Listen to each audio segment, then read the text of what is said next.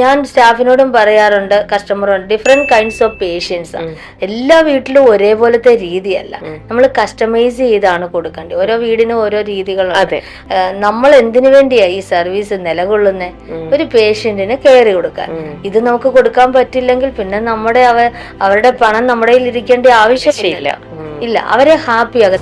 തൃശ്ശൂരുള്ള ഒരു ഫാമിലി ചോദിച്ചിട്ട് അവരുടെ ബേബീസിനെ ടേക്ക് കെയർ ചെയ്യാനായിട്ട് ഒരു ബേബിയെ എങ്ങനെ ടേക്ക് കെയർ ചെയ്യണമെന്നുള്ള ബേസിക് ട്രെയിനിങ് എല്ലാം കൊടുത്ത് അങ്ങനാണ് ഒരു സ്റ്റാഫിനെ, എന്റെ കൂടെ 5 വർഷം നമ്മുടെ ബെനവലന്റ് വർക്ക് ചെയ്ത സ്റ്റാഫിനെയാണ് ഞാൻ അവിടെ പ്രൊവൈഡ് ചെയ്തത്. കാരണം റാൻഡമായിട്ട് ഞാൻ ആരെ എടുത്ത് വിടാറില്ല. ഔട്ട് ഓഫ് ഇന്ത്യ വിടണമെങ്കിൽ നമ്മൾ അവരെ കുറിച്ച് മനസ്സിലാക്കിയിരിക്കണം. ഇത്തരത്തിലുള്ളൊരു കെയർ ഹോമിലേക്ക് വരുമ്പോഴും നമുക്ക് ഹോം കെയറിൽ നമുക്ക് പറയുമ്പോൾ എന്താ പറയുക, ഇൻഡിവിജ്വൽ അറ്റൻഷൻ കിട്ടുകയാണ് അല്ലെ?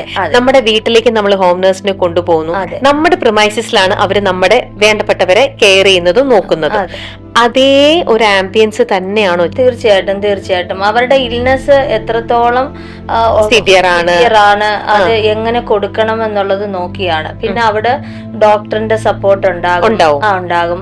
ഒരു സ്റ്റാഫ്, ഒരു സർട്ടിഫൈഡ് ഒരു മെഡിക്കൽ സ്റ്റാഫ് എപ്പോഴും ഉണ്ടാകും. കെയർ ഗിവേഴ്സ് ഉണ്ടാകും. ഇവര് റാൻഡമായിട്ട് എടുത്തവരല്ല, അവരെ എല്ലാ കാര്യങ്ങളും പറഞ്ഞും മനസ്സിലാക്കി എങ്ങനെയാണ് ഒരു പേഷ്യന്റിനോട് പെരുമാറേണ്ടത്, അവരോട് എങ്ങനെയാണ് അപ്രോച്ച് ചെയ്യേണ്ടതെന്നുള്ളത്. ഒരു ഡിമെൻഷ്യ പേഷ്യന്റ് ആയിട്ടുള്ളവരെ ആണ് ഏറ്റവും കൂടുതൽ ടഫ് ശരിക്കും ഹാൻഡിൽ ചെയ്യാനായിട്ട്. നമുക്ക് സങ്കടം തോന്നും. അവരുടെ എല്ലാം പരിസരം മറന്ന് അല്ലെങ്കിൽ മക്കളെ മറന്ന് ഒക്കെ ഉള്ള ഒരു ഇതാണ്. നമ്മളത് കുറച്ചു നേരം അവരെ ഒബ്സർവ് ചെയ്യുമ്പോഴേ അതിന്റെ ഡെപ്ത് എത്രത്തോളമാണ് നമുക്ക് അതൊരു ഭയങ്കര ഭാരമായിട്ട് നമുക്ക് തോന്നുന്നത്.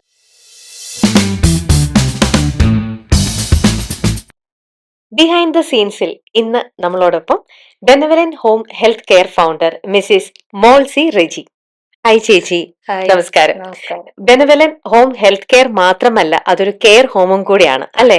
ഇപ്പൊ ഒരു 15 ഇയേഴ്സോളമായിട്ട് ഒരുപാട് ആൾക്കാരെ ശുശ്രൂഷിക്കാനും അവർക്ക് വേണ്ട പരിചരണങ്ങളും അവർക്ക് വേണ്ട സമയത്ത് വേണ്ട കാര്യങ്ങളെല്ലാം ചെയ്തു കൊടുക്കാൻ ബെനവലന്റ് സാധിച്ചിട്ടുണ്ട് അല്ലെ? അതിന്റെ ആ ഒരു സക്സസ് ജേർണി എന്ന് പറയുന്നത് സാധാരണക്കാരുടെ ഇടയിലേക്കും അതേപോലെ തന്നെ നമുക്ക് ഇന്നറിയാവുന്ന സോക്കൽ സെലിബ്രിറ്റീസിന്റെ ഫാമിലിയിലും ഒക്കെ ചേച്ചിയുടെ സർവീസ് എത്തിയിട്ടുണ്ട്. എങ്ങനെയാണ് ഈ ഒരു ബെനവലന്റ് ഇങ്ങനത്തെ ഒരു കെയർ ഹോമിനെക്കാട്ടിലും ചേച്ചി ആദ്യം സ്റ്റാർട്ട് ചെയ്തത് ഹോം കെയർ തന്നെയായിരുന്നു. അതിലേക്ക് എത്തിപ്പെടാനുള്ള ആ ഒരു യാത്ര അതെന്തായിരുന്നു? ഓക്കെ, അത് ഞാൻ ഹോസ്പിറ്റലിൽ, ബേസിക്കലി ഞാൻ നേഴ്സാണ്. ഞാൻ ഹോസ്പിറ്റലിൽ വർക്ക് ചെയ്തുകൊണ്ടിരിക്കുമ്പോൾ അവിടുത്തെ ഒരു ഡോക്ടർ എന്നോട് പറഞ്ഞു, മോൾസി, എൻ്റെ ഹസ്ബൻഡിന് സുഖമില്ല, അപ്പം ഒരു സപ്പോർട്ടിന് ആരെങ്കിലും തരുമോ എന്ന് ചോദിച്ചപ്പം ഇതേപോലെ ഹെൽപ്ലെസ് ആയിട്ടിരിക്കുന്ന അനേകരുണ്ട്, ബൈസ്റ്റാൻഡേഴ്സ് ആയിട്ട് ആരും കൂടെ ഇല്ലാത്ത ആൾക്കാർക്ക്. മാഡം ഡോക്ടറായിരുന്നു, മാഡത്തിന് ഡ്യൂട്ടിക്ക് പോണം, പക്ഷെങ്കിൽ ഹസ്ബൻഡിനെ നല്ലതായിട്ട് കെയർ ചെയ്യാനും. അപ്പൊ ഒരു റിലയബിൾ ആയിട്ട് ഒരാളുടെ കയ്യിൽ വേണം കൊടുക്കാൻ മാഡം. ഞാനും മാഡവുമായിട്ട് നല്ലൊരു ഫ്രണ്ട്ലി റിലേഷൻഷിപ്പ് ആയിരുന്നു. സോ അപ്പം മാഡം എന്നോട് ആ ഒരു സജഷൻ വെച്ചപ്പം അവിടാണ് എന്റെ ഒരു ജേർണി സ്റ്റാർട്ട് ചെയ്യുന്നത്. അതപ്പോ എത്ര വർഷം മുന്നായിരിക്കും? അത് 2012 തന്നെ ഞാൻ ലിസി ഹോസ്പിറ്റലിൽ വർക്ക് ചെയ്തുകൊണ്ടിരിക്കുമ്പോഴാണ്. ചേച്ചി ഇപ്പം ഇപ്പോഴും നേഴ്സായിട്ട് ചെയ്യുന്നില്ല? ഞാൻ ഇപ്പം നേഴ്സായിട്ട് ചെയ്യുന്നില്ല.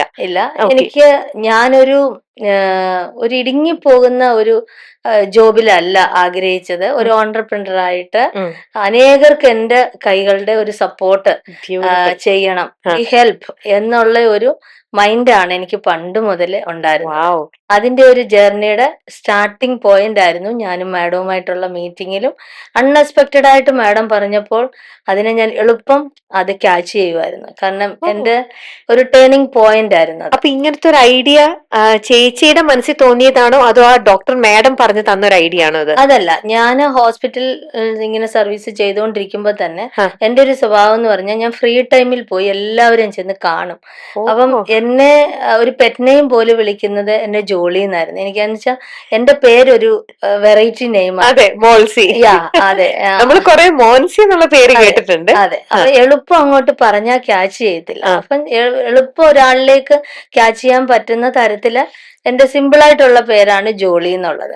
അപ്പൊ അത് ഞാൻ പറയുമ്പം ഞാൻ ഡ്യൂട്ടിയിൽ ചെല്ലുമ്പോൾ എന്റെ സൗണ്ട് അടുത്ത റൂമിൽ കേൾക്കുമ്പം ജോളി സിസ്റ്ററെ എന്ന് വിളിക്കുന്നത് കേൾക്കാൻ ഭയങ്കര ഒരു സന്തോഷമുണ്ട്. എല്ലാവരും പോയി കാണാനും വിസിറ്റ് ചെയ്യാനും ഫ്രീ ടൈം ഞാൻ അങ്ങനെ യൂസ് ചെയ്തത്, അവരുമായിട്ടുള്ള ഒരു ഇന്ററാക്ട്. പിന്നെ അവര് ഡിസ്ചാർജ് ആയി പോകുമ്പം അവർക്ക് ആ കാര്യങ്ങളെ കുറിച്ച് മനസ്സിലാക്കി കൊടുക്കുക.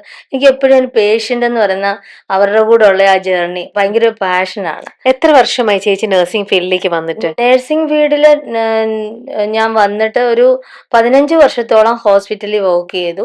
92-ലായിരുന്നു ഞാൻ നഴ്സിംഗ് ഫീൽഡിലോട്ട് ഇറങ്ങിയത്. ചേച്ചി വർക്ക് ചെയ്തതെല്ലാം നമ്മുടെ നാട്ടിൽ തന്നെയാണ്? അല്ല, ഞാൻ ഡൽഹിയിലായിരുന്നു. ഡൽഹിയിൽ എസ്കോട്സ് ഹാർട്ട് ഇൻസ്റ്റിറ്റ്യൂട്ട് എന്ന് പറയുന്ന ഡൽഹി ലോക്കല ജുലാന എന്ന് പറയും പർട്ടിക്കുലർ പ്ലേസിന്, അവിടാണ് ഞാൻ വർക്ക് ചെയ്തത്. അവിടെ ഇരിക്കുമ്പോഴാണ് പിന്നെ ഞാൻ നാട്ടിലോട്ട് പോകുന്നു. എന്റെ മദർലോയെ ടേക്ക് കെയർ ചെയ്യാൻ വീട്ടിലെ വേറെ ആരുമില്ല, എല്ലാവരും പുറത്താണ്. അപ്പൊ എന്റെ റെസ്പോൺസിബിലിറ്റി ആണല്ലോ, ഞാൻ മറ്റുള്ളവർക്ക് വേണ്ടി കെയർ ചെയ്യുന്നതിനോടൊപ്പം തന്നെ എന്റെ മദറിൻലോയും കൂടെ കെയർ ചെയ്യണമെന്നുള്ളൊരു റെസ്പോൺസിബിലിറ്റി എനിക്കുണ്ട്. അപ്പൊ തീർച്ചയായിട്ടും എന്റെ ജോബ് ഞാൻ ഡ്രോപ്പ് ചെയ്തിട്ട് എന്റെ മദറിൻലോയെ ഞാൻ ടേക്ക് കെയർ ചെയ്തു. അതിന്റെ അനുഗ്രഹം എനിക്ക് കിട്ടിയിട്ടുമുണ്ട്. അതിനുശേഷമാണ് ചേച്ചി ഇത്തരത്തിലുള്ള ഒരു ബിസിനസ് സംരംഭത്തിലേക്ക് ഇറങ്ങിയത് തന്നെ. ഓക്കെ. അപ്പൊ ഇങ്ങനെ ആ ഒരു ചേച്ചിക്ക് തന്നെ നന്നായിട്ട് അറിയാവുന്ന ഒരു മേഖല, എങ്ങനെ ഒരു ശുശ്രൂഷിക്കണം, നമ്മള് എവിടെയാണ് നമ്മൾ പരിചരിക്കേണ്ടത്, അവരെ ചെയ്യേണ്ട രീതികൾ, അതൊക്കെ അത് മെഡിക്കലി തന്നെ അത് അറിയുന്ന ഒരാൾ അത് ചെയ്യുമ്പോൾ അതിന് ഒരുപാട് വ്യത്യാസമുണ്ട് അല്ലെ?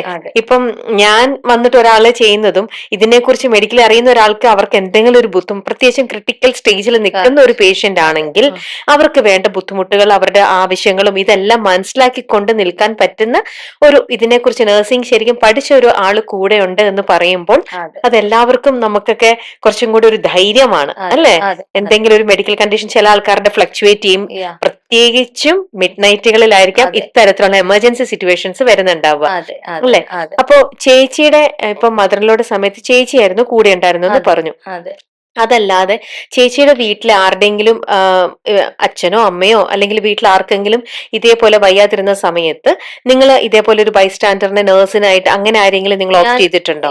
അത് ഞാൻ ആരെയും ഹയർ ചെയ്തിട്ടില്ല. എന്റെ ഫാദർ സ്ട്രോക്ക് വന്ന് 1 മന്തോളം ഹോസ്പിറ്റലിലായിരുന്നു, പുഷ്പഗിരി ഹോസ്പിറ്റലിൽ. അപ്പൊ ആ സമയത്ത് എക്സ്ട്രീമായി പപ്പായെ തിരിച്ചു വീട്ടിൽ കൊണ്ടുവന്നിട്ട് വേണം ഒരു ഇനിയും ട്രീറ്റ്മെന്റ്, ഒരു ഹോം നഴ്സിനെ വിളിച്ച് അവിടെ വെച്ച് ചെയ്യാം എന്നുള്ള കാര്യം. ട്രക്യോസ്റ്റമി എന്നൊക്കെ പറഞ്ഞാൽ അറിയാമല്ലോ.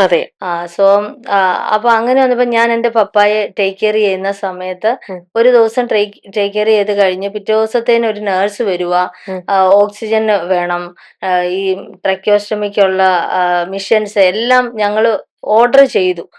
ആ സമയത്ത് രാവിലെ ഞാൻ ട്രക്യോസ്റ്റമിയുടെ ആ കെയർ ചെയ്ത് കഴിഞ്ഞ് പപ്പായെ ക്ലീൻ എല്ലാം ചെയ്ത് കഴിഞ്ഞിട്ട് പപ്പ ഞങ്ങളെ വിട്ടു പോയി. അപ്പൊ ഏറ്റവും ലാസ്റ്റിൽ എന്റെ പപ്പായ്ക്കാണ് നല്ലൊരു കെയർ. എന്നെ പഠിപ്പിച്ചത് കാരണം എനിക്ക് നല്ലൊരു കെയർ എന്റെ പപ്പായ്ക്ക് കൊടുക്കാൻ പറ്റി. അതിൽ ഞാൻ ഹാപ്പിയാണ്. അങ്ങനെ ഇന്നിപ്പം ചേച്ചിയുടെ ഈ ഒരു ബെനവലന്റ് ത്രൂ എത്രയോ പപ്പമാർക്ക്, എത്രയോ അമ്മമാർക്ക് ഇന്നിപ്പോ അങ്ങനെ നല്ലൊരു കെയർ അല്ലെ, അതും സ്വന്തം വീട്ടുകാരും കുടുംബക്കാരും കൊടുക്കുന്ന പോലത്തെ ഒരു കെയർ നിങ്ങൾക്ക് കൊടുക്കാൻ സാധിക്കുന്നു അല്ലെ? ഇനി നമുക്ക് ഈ ഒരു ഇങ്ങനെ ഒരു സെന്റർ സ്റ്റാർട്ട് ചെയ്തതിന്റെ പിന്നിലേക്ക് എത്താം. അന്ന് ആ ഒരു ഡോക്ടർ മാഡം ചേച്ചിയുടെ അടുത്ത് ഇങ്ങനെ സജസ്റ്റ് ചെയ്തു, അല്ലെങ്കിൽ ഇങ്ങനത്തെ ഒരു സിറ്റുവേഷൻ വന്നു, ചേച്ചിക്ക് തോന്നി. അത് കഴിഞ്ഞ് ചേച്ചിക്ക് അത് പെട്ടെന്ന് ഇങ്ങനെ ഒരു സംരംഭം തുടങ്ങുക എന്ന് പറയണത് അത്ര ഈസി ആയിരുന്നോ ചേച്ചിയെ സംബന്ധിച്ച്? ഈസി ആണെന്ന് ചോദിച്ചാൽ ഗ്രാജുവലി ആ മാഡം ആയിരുന്നു എന്റെ ഫസ്റ്റ് ക്ലയന്റ്. സോ അതിനുശേഷം പിന്നെ മാഡത്തിന്റെ കെയർ ഓഫിലെ റിലേറ്റീവ്സ് ആ മോൾസിയെ വിളിച്ചാൽ മതി. നമുക്കറിയാമല്ലോ ഓരോ ഫാമിലിയിലൊക്കെ സിക്കുകൾ വരുമ്പോഴാണ് നമ്മളെ പോലുള്ളവരുടെ ആവശ്യങ്ങൾ വരുന്നത്. ആ സമയത്ത് ബെസ്റ്റ് ഒരു കെയർ, ഒരു സപ്പോർട്ട്, നല്ലൊരു ഹാൻഡ് കൊടുക്കുന്നവരെ ഒരിക്കലും മറക്കില്ല.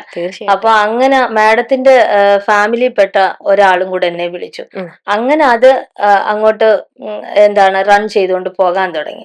അങ്ങനെ ആയപ്പം അത്യാവശ്യം വോളിയം കൂടി വരുമ്പോ അങ്ങനെയാണ് കൂടി വരുന്നത് കണ്ടു കഴിഞ്ഞപ്പോഴാണ് ഞാനിതൊരു ഫേം ആയിട്ട് സ്റ്റാർട്ട് ചെയ്യാമെന്ന് വിചാരിച്ചത്. അങ്ങനെ ഒരു ഈ പേര് കണ്ടുപിടിച്ച പോലും പോലും എൻ്റെ മോനാണ്.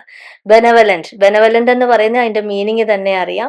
സ്നേഹം, ദയ, കരുണ, ഇതെല്ലാം കൂടെ ചേർന്നിട്ടുള്ളതാണ് ബെനവലന്റ്.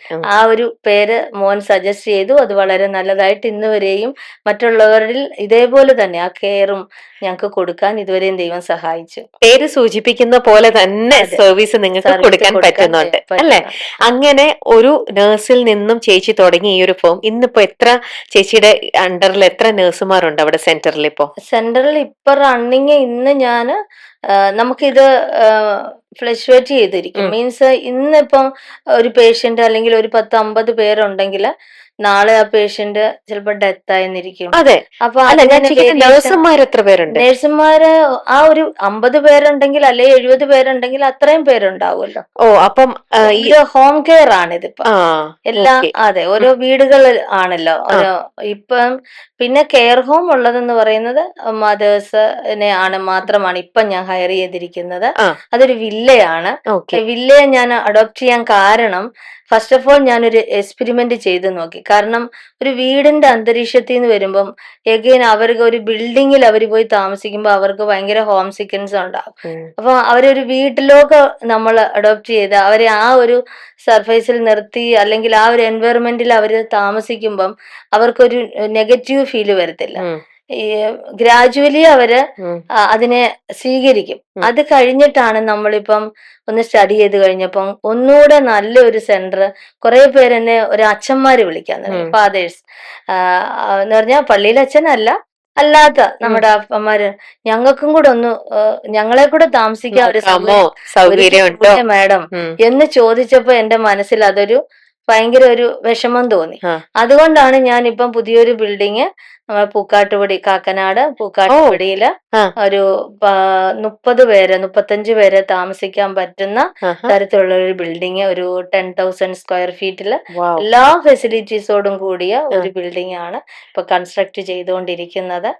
അതിന്റെ എന്നത്തേക്കായിരിക്കും അതിന്റെ ഒരു ഫൈനൽ? മെയ് ലാസ്റ്റിലേക്ക് മെയ് ലാസ്റ്റിലേക്ക് അതിന്റെ ഒരു ഇനാഗ്രേഷൻ ഗ്രാൻഡ് ആയിട്ട് തന്നെ നടത്തണം ആണ് താല്പര്യപ്പെടുന്നത്. അതിനകത്തിൽ ഇപ്പോഴേ ഞാൻ ഇൻവൈറ്റ് ചെയ്തിരിക്കുന്നു രമ്യനെ. Thank you. ഇങ്ങനെ എന്താ പറയാ, ചേച്ചി തൊട്ട് മുന്നേ പറഞ്ഞ പോലെ വെറുതെ ഒരു ബിൽഡിംഗ് പോലെ പണിത് വെച്ചിട്ട് അതിനകത്തേക്ക് വരുന്നതിനെക്കാട്ടിലും വീടാവുമ്പോൾ അവർക്കൊരു പ്രായം ചെല്ലുവും തോറും അല്ലെ, നമുക്ക് ആ ഒരു ഫീൽ എന്ന് പറയണത് അത് അവർക്ക് അല്ലെ, അതൊരു ഭയങ്കര ബുദ്ധിമുട്ട് തന്നെയായിരിക്കും. അറിയാൻ പറ്റുള്ളൂ. നമുക്ക് ഇത്തരത്തിലുള്ള മുത്തശ്ശിമാരോ അമ്മമാരോ അതുപോലത്തെ ഒരു സ്റ്റേജിലൂടെ കടന്നു പോയിട്ടുണ്ടെങ്കിൽ ഒരു പക്ഷെ നമുക്കത് പെട്ടെന്ന് മനസ്സിലായി എന്ന് വരും. അപ്പം ചേച്ചിക്ക് അത് അറിയാവുന്നത് കൊണ്ട് തന്നെ ഇപ്പൊ പുതിയതായിട്ട് ചേച്ചി കൺസ്ട്രക്ട് ചെയ്യുന്ന കെയർ ഹോമും ആ ഒരു ബിൽഡിംഗ് സ്ട്രക്ചറിലാണോ അതോ അതിനകത്തും ഒരു ഫീൽ ചേച്ചി കൊടുക്കുന്നുണ്ടോ? അവിടുത്തെ ആംബിയൻസ് ഒക്കെ കുറച്ചും കൂടി ഒരു ഹോംലി ടൈപ്പ് ആക്കി അങ്ങനെയാണോ ചെയ്യുന്നത്? അതെ, അങ്ങനെ തന്നെയാണ് ചെയ്യുന്നത്. അവിടെ പാർക്ക്, ഒരു വാട്ടർഫോൾസ്, പിന്നെ മ്യൂസിക്, ഈവനിങ്ങിൽ അവർക്ക് വന്ന് അവരുടെ പ്രിമൈസസിലേക്കൊക്കെ ഇറങ്ങാനുള്ള സ്ഥലവും അതുണ്ട്. ലിഫ്റ്റ് ഉണ്ട്, എല്ലാ AC ഫെസിലിറ്റി എല്ലാം അവർക്ക് എന്താണ് വേണ്ടുന്നതെന്ന് വെച്ചാൽ കസ്റ്റമൈസ് ചെയ്താണ് നമ്മൾ കൊടുക്കുന്നത്. അതേപോലെ ഫുഡ് ആണേലും നമ്മളിപ്പം അവർക്ക് പറയാൻ പറ്റില്ല എനിക്ക് ഇന്ന ഫുഡ്, ഒരു കോമൺ ആയിട്ട് ഒരു ഫുഡ് ഉണ്ടാക്കുകയല്ല. അവിടെ ഞാൻ വിചാരിക്കുന്നത് വെജിറ്റേറിയനും നോൺ വെജും അങ്ങനെ രണ്ടും സെക്ഷൻ ആയിട്ട്. കാരണം ഒരു നോൺ വെജ് കഴിക്കുന്നിടത്ത് വെജ് കഴിക്കുന്നവർക്ക് ചെന്നിരിക്കാൻ ഒരു ബുദ്ധിമുട്ടായിരിക്കും. അതുകൊണ്ടാണ് കോമൺ ഡൈനിങ് ഫെസിലിറ്റി അല്ല, അതിനൊരു പാർട്ടിഷൻ പോലെ ചെയ്ത് ആ ഒരു ആംബിയൻസിലാണ് ഞാൻ ചെയ്യാൻ ഉദ്ദേശിക്കുന്നത്. അവർക്ക് വേണ്ടി എന്തെനിക്ക് ചെയ്യാൻ പറ്റും, അവർക്ക് എന്ത് ഹാപ്പിനെസ് കൊടുക്കാൻ പറ്റും, അതാണ് എന്റെ ഇഷ്ടം. അപ്പോ അവിടെ ഇത്തരത്തിലുള്ള ഒരു കെയർ ഹോമിലേക്ക് വരുമ്പോഴും നമുക്ക് ഹോം കെയറിൽ നമുക്ക് പറയുമ്പോൾ എന്താ പറയുക, ഇൻഡിവിജ്വൽ അറ്റൻഷൻ കിട്ടുകയാണ് അല്ലെ. നമ്മുടെ വീട്ടിലേക്ക് നമ്മൾ ഹോം നഴ്സിനെ കൊണ്ടുപോകുന്നു, നമ്മുടെ പ്രിമൈസസിലാണ് അവര് നമ്മുടെ വേണ്ടപ്പെട്ടവരെ കെയർ ചെയ്യുന്നതും നോക്കുന്നതും. അതേ ഒരു ആംബിയൻസ് തന്നെയാണോ ചേച്ചി കെയർ ഹോമിലും ഉദ്ദേശിക്കുന്നത്? തീർച്ചയായിട്ടും അവിടെയും ഇൻഡിവിജ്വൽ അറ്റൻഷൻ കൊടുക്കാൻ പറ്റുമോ? തീർച്ചയായിട്ടും അവരുടെ ഇൽനെസ് എത്രത്തോളം സിവിയർ ആണ് അത് എങ്ങനെ കൊടുക്കണം എന്നുള്ളത് നോക്കിയാണ്. പിന്നെ അവിടെ ഡോക്ടറിന്റെ സപ്പോർട്ട് ഉണ്ടാകും. ഒരു മെഡിക്കൽ സ്റ്റാഫ്, ഒരു സർട്ടിഫൈഡ് ഒരു മെഡിക്കൽ സ്റ്റാഫ് എപ്പോഴും ഉണ്ടാകും. കെയർ ഗിവേഴ്സ് ഉണ്ടാകും.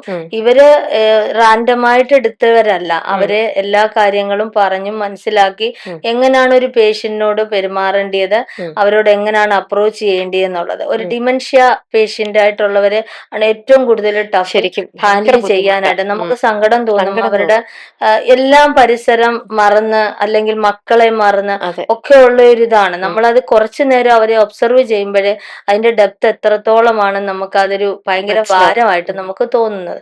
സോ അങ്ങനെയുള്ളവരോട് എങ്ങനെ അപ്രോച്ച് ചെയ്യണമെന്നുള്ള ഒരു ബേസിക് ട്രെയിനിങ് കൊടുത്തിട്ടാണ് ഞാൻ വിടാറുള്ളത് സ്റ്റാഫുകളെ. എന്ന് പറഞ്ഞാൽ അവരെ ജബർജസ്തി എന്ന് പറഞ്ഞാൽ നിർബന്ധിച്ച് അവരെ കൊണ്ട് ഇപ്പം ഞങ്ങളുടെ ഒരു റൊട്ടീൻ രാവിലത്തെ ബ്രഷ് ചെയ്യിക്കണം, കുളിപ്പിക്കണം, ടോയ്ലറ്റ് ഇത് അവരുടെ അടുത്തങ്ങ് നമ്മൾ നിർബന്ധിച്ച് ചെയ്യിപ്പിക്കാതെ ആദ്യം നമ്മളൊരു നമുക്ക് കുളിക്കാൻ പോവാം അല്ലെങ്കിൽ നമുക്ക് ബ്രഷ് ചെയ്യാം എന്ന് പറയുമ്പം ആ ഒരു ടോക്ക് എത്രത്തോളം അവര് ചിലപ്പോ അവർ അക്സെപ്റ്റ് ചെയ്യും. അല്ലെങ്കിൽ എനിക്ക് വയ്യ അവർക്ക് ചിലപ്പം ബോഡിക്ക് ഒരു തണുപ്പ് തോന്നും, അപ്പൊ അവർക്ക് കുളിക്കാൻ തോന്നില്ല.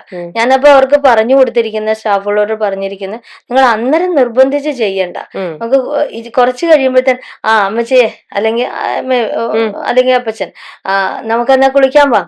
അപ്പൊ കുറച്ചു മുമ്പേ നോ പറഞ്ഞത് അവരങ്ങ് മറന്നു പോവാ. സെക്കൻഡ് ടൈമില് ഓക്കെ ഞാൻ വരാം. അല്ലാതെ ഇന്ന ടൈമിനുള്ളിൽ ജോലി എന്റെ തീർത്തിട്ട് ഞാൻ ഫ്രീ ആയിട്ട് ഇരിക്കണം എന്നുള്ള മൈൻഡ് ഉള്ളവരെ ഒരിക്കലും ഒരു ഡിമെൻഷ്യ പേഷ്യന്റ് അടുത്ത് പോയി വർക്ക് ചെയ്താൽ ശരിയാകത്തില്ല, സക്സസ് ആകത്തില്ല.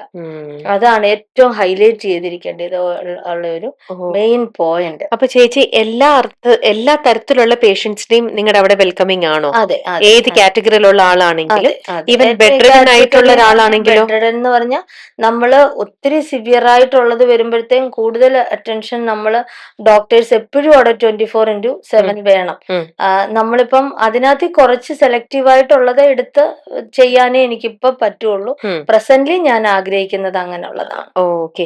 അതേപോലെ മെയിൽ നഴ്സുമാരും ഫീമെയിൽ. അതെ, മെയിലും ഫീമെയിലും. മെയിലിനെ നോക്കാൻ മെയിലും ഫീമെയിലിനെ നോക്കാൻ ഫീമെയിലിനെ മാത്രമേ ഞാൻ പ്രൊവൈഡ് ചെയ്യാറുള്ളൂ. ഓക്കെ. ചേച്ചി പറഞ്ഞത് മൊബിലിറ്റി മൊബിലിറ്റി ഉള്ളവര് എനിക്ക് 3 ഫ്ലോർ ആണ്. Ground floor, first, second. അപ്പം ഒരു ഫ്ലോർ ഫുള്ള് മെയില് എന്ന് വെച്ചാൽ അച്ഛന്മാര്, മെയിലായിട്ടുള്ള പേഷ്യന്റ്. ഒരു ഫ്ലോർ ഫീമെയില്, ഒരു ഗ്രൗണ്ട് ഫ്ലോറ് മൊബിലിറ്റി ഇല്ലാത്ത ഒരു പാലിയേറ്റീവ് കെയർ അങ്ങനെയൊക്കെയുള്ള ആളുകളെയാണ് അങ്ങനെ സ്പ്ലിറ്റ് ചെയ്ത് ഓരോ അതാകുമ്പോ നമുക്ക് അതില് കൂടുതൽ ശ്രദ്ധിക്കാൻ പറ്റും. അതേപോലെ ഇതില് ഏജ് കാറ്റഗറി വെക്കുന്നുണ്ടോ? ഇല്ല, കാറ്റഗറി ഒന്നുമില്ല. ഏത് ഏജിലുള്ളവരാണ്? ഇപ്പൊ യങ്സ്റ്റേഴ്സ് ആണെങ്കിലും അവർക്ക് ഇത്തരത്തിലുള്ളൊരു ഹെൽപ്പ് ആവശ്യമുണ്ടെങ്കിൽ തീർച്ചയായും അവിടെ സഹായത്തിനുണ്ടാവും. ഇവരുടെ ഒക്കെ കൂടെ നിൽക്കാനായിട്ട് വീട്ടിൽ നിന്ന് ആരെങ്കിലും ഒക്കെ ആൾക്കാർ ഉള്ളവരാണെങ്കിൽ അവർക്ക് ബൈസ്റ്റാൻഡർ ആയിട്ട് നിൽക്കാനുള്ള ഫെസിലിറ്റിയും ഈ ബെനവലന്റ് ഹോം കെയറിൽ ഉണ്ടാവുമോ? അല്ല, നമുക്ക് അങ്ങനെ കൊടുക്കാൻ ബുദ്ധിമുട്ടാണ്. കാരണം നമ്മളാണല്ലോ ഇവരെ ടേക്ക് കെയർ ചെയ്യുന്നത്. അവരുടെ ഫാമിലി മെമ്പേഴ്സ് ഇവിടെ വന്ന് നിന്നാൽ ബാക്കിയുള്ളവരും അത് ചോദിക്കും. അപ്പം വേറൊരു അമ്മയ്ക്കും ആയിരിക്കും, കണ്ടോ എന്റെ മക്കൾ എന്റെ കൂടെ വന്ന് നിൽക്കുന്നില്ലല്ലോ എന്നുള്ളൊരു നെഗറ്റീവ് ഫീൽ ആ അമ്മയ്ക്ക് ഭയങ്കര ടെൻഷൻ വരും. അപ്പൊ അത് വേണ്ട, കോമൺ ആയിട്ട് നിങ്ങളെ അങ്ങ് സുരക്ഷിതമായിട്ട് നിങ്ങളുടെ കയ്യിൽ അവരെ ഏൽപ്പിച്ചിട്ട് നമുക്ക് പോകാം. പിന്നെ ഞാൻ അവിടെ ഒരു സ്പെഷ്യൽ റൂം, കാരണം പുറത്തുനിന്നൊക്കെ അബ്രോഡിൽ നിന്നൊക്കെ വരുന്ന മക്കളുണ്ട്, അവർക്ക് ഒരു ദിവസം അമ്മയുടെ കൂടെ ആ റൂമിൽ ഇരുന്ന് ഒന്ന് സംസാരിക്കണം. പക്ഷെ അവർക്ക് സ്പെഷ്യൽ റൂം ആ ബിൽഡിങ്ങിൽ ഉണ്ടാവും. പ്രൈവറ്റ് റൂം അവർക്ക് ഉണ്ടാവും, വിത്ത് AC എല്ലാ ഫെസിലിറ്റീസോടും. ഓക്കെ. അപ്പം ഇത്തരത്തില് പലതരത്തിലുള്ള പേഷ്യൻസ്, പല ഏജിലുള്ള സ്ത്രീയും പുരുഷനുമായിട്ടുള്ളവരെ എല്ലാരെയും ഒരേപോലെ ടേക്ക് കെയർ ചെയ്യുന്ന ഒരു സെന്റർ തന്നെയായിരിക്കും. 24/7 ഡോക്ടർ സർവീസ് ഉണ്ട്, നേഴ്സ് ഉണ്ട്, അതേപോലെ ആംബുലൻസും ഉണ്ടാവും. എന്തെങ്കിലും ഒരു ക്രിട്ടിക്കൽ ഒരു ഇത് വരുവാണെങ്കിൽ നിങ്ങളുടെ അവിടുന്ന് തന്നെ പെട്ടെന്ന് ഹോസ്പിറ്റലിലേക്ക് ഷിഫ്റ്റ് ചെയ്യും. അതിനുള്ള എല്ലാ ഫെസിലിറ്റിയുമായിട്ടാണ് ഇപ്പൊ നിങ്ങൾ പ്ലാൻ ചെയ്യുന്നത് അല്ലെ?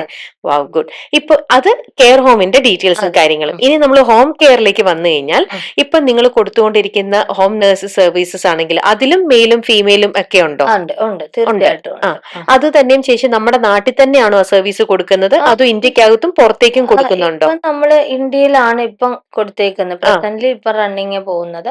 ഉണ്ടായിരുന്നു ഇന്ത്യക്ക് പുറത്ത്, UAE-ല് തൃശ്ശൂരുള്ള ഒരു ഫാമിലി ചോദിച്ചിട്ട് അവരുടെ ബേബീസിനെ ടേക്ക് കെയർ ചെയ്യാനായിട്ട്, ഒരു ബേബിയെ എങ്ങനെ ടേക്ക് കെയർ ചെയ്യണമെന്നുള്ള ബേസിക് ട്രെയിനിങ് എല്ലാം കൊടുത്ത് അങ്ങനാണ് ഒരു സ്റ്റാഫിനെ, എന്റെ കൂടെ 5 വർഷം നമ്മുടെ ബെനവലന്റ് വർക്ക് ചെയ്ത സ്റ്റാഫിനെയാണ് ഞാൻ അവിടെ പ്രൊവൈഡ് ചെയ്തത്.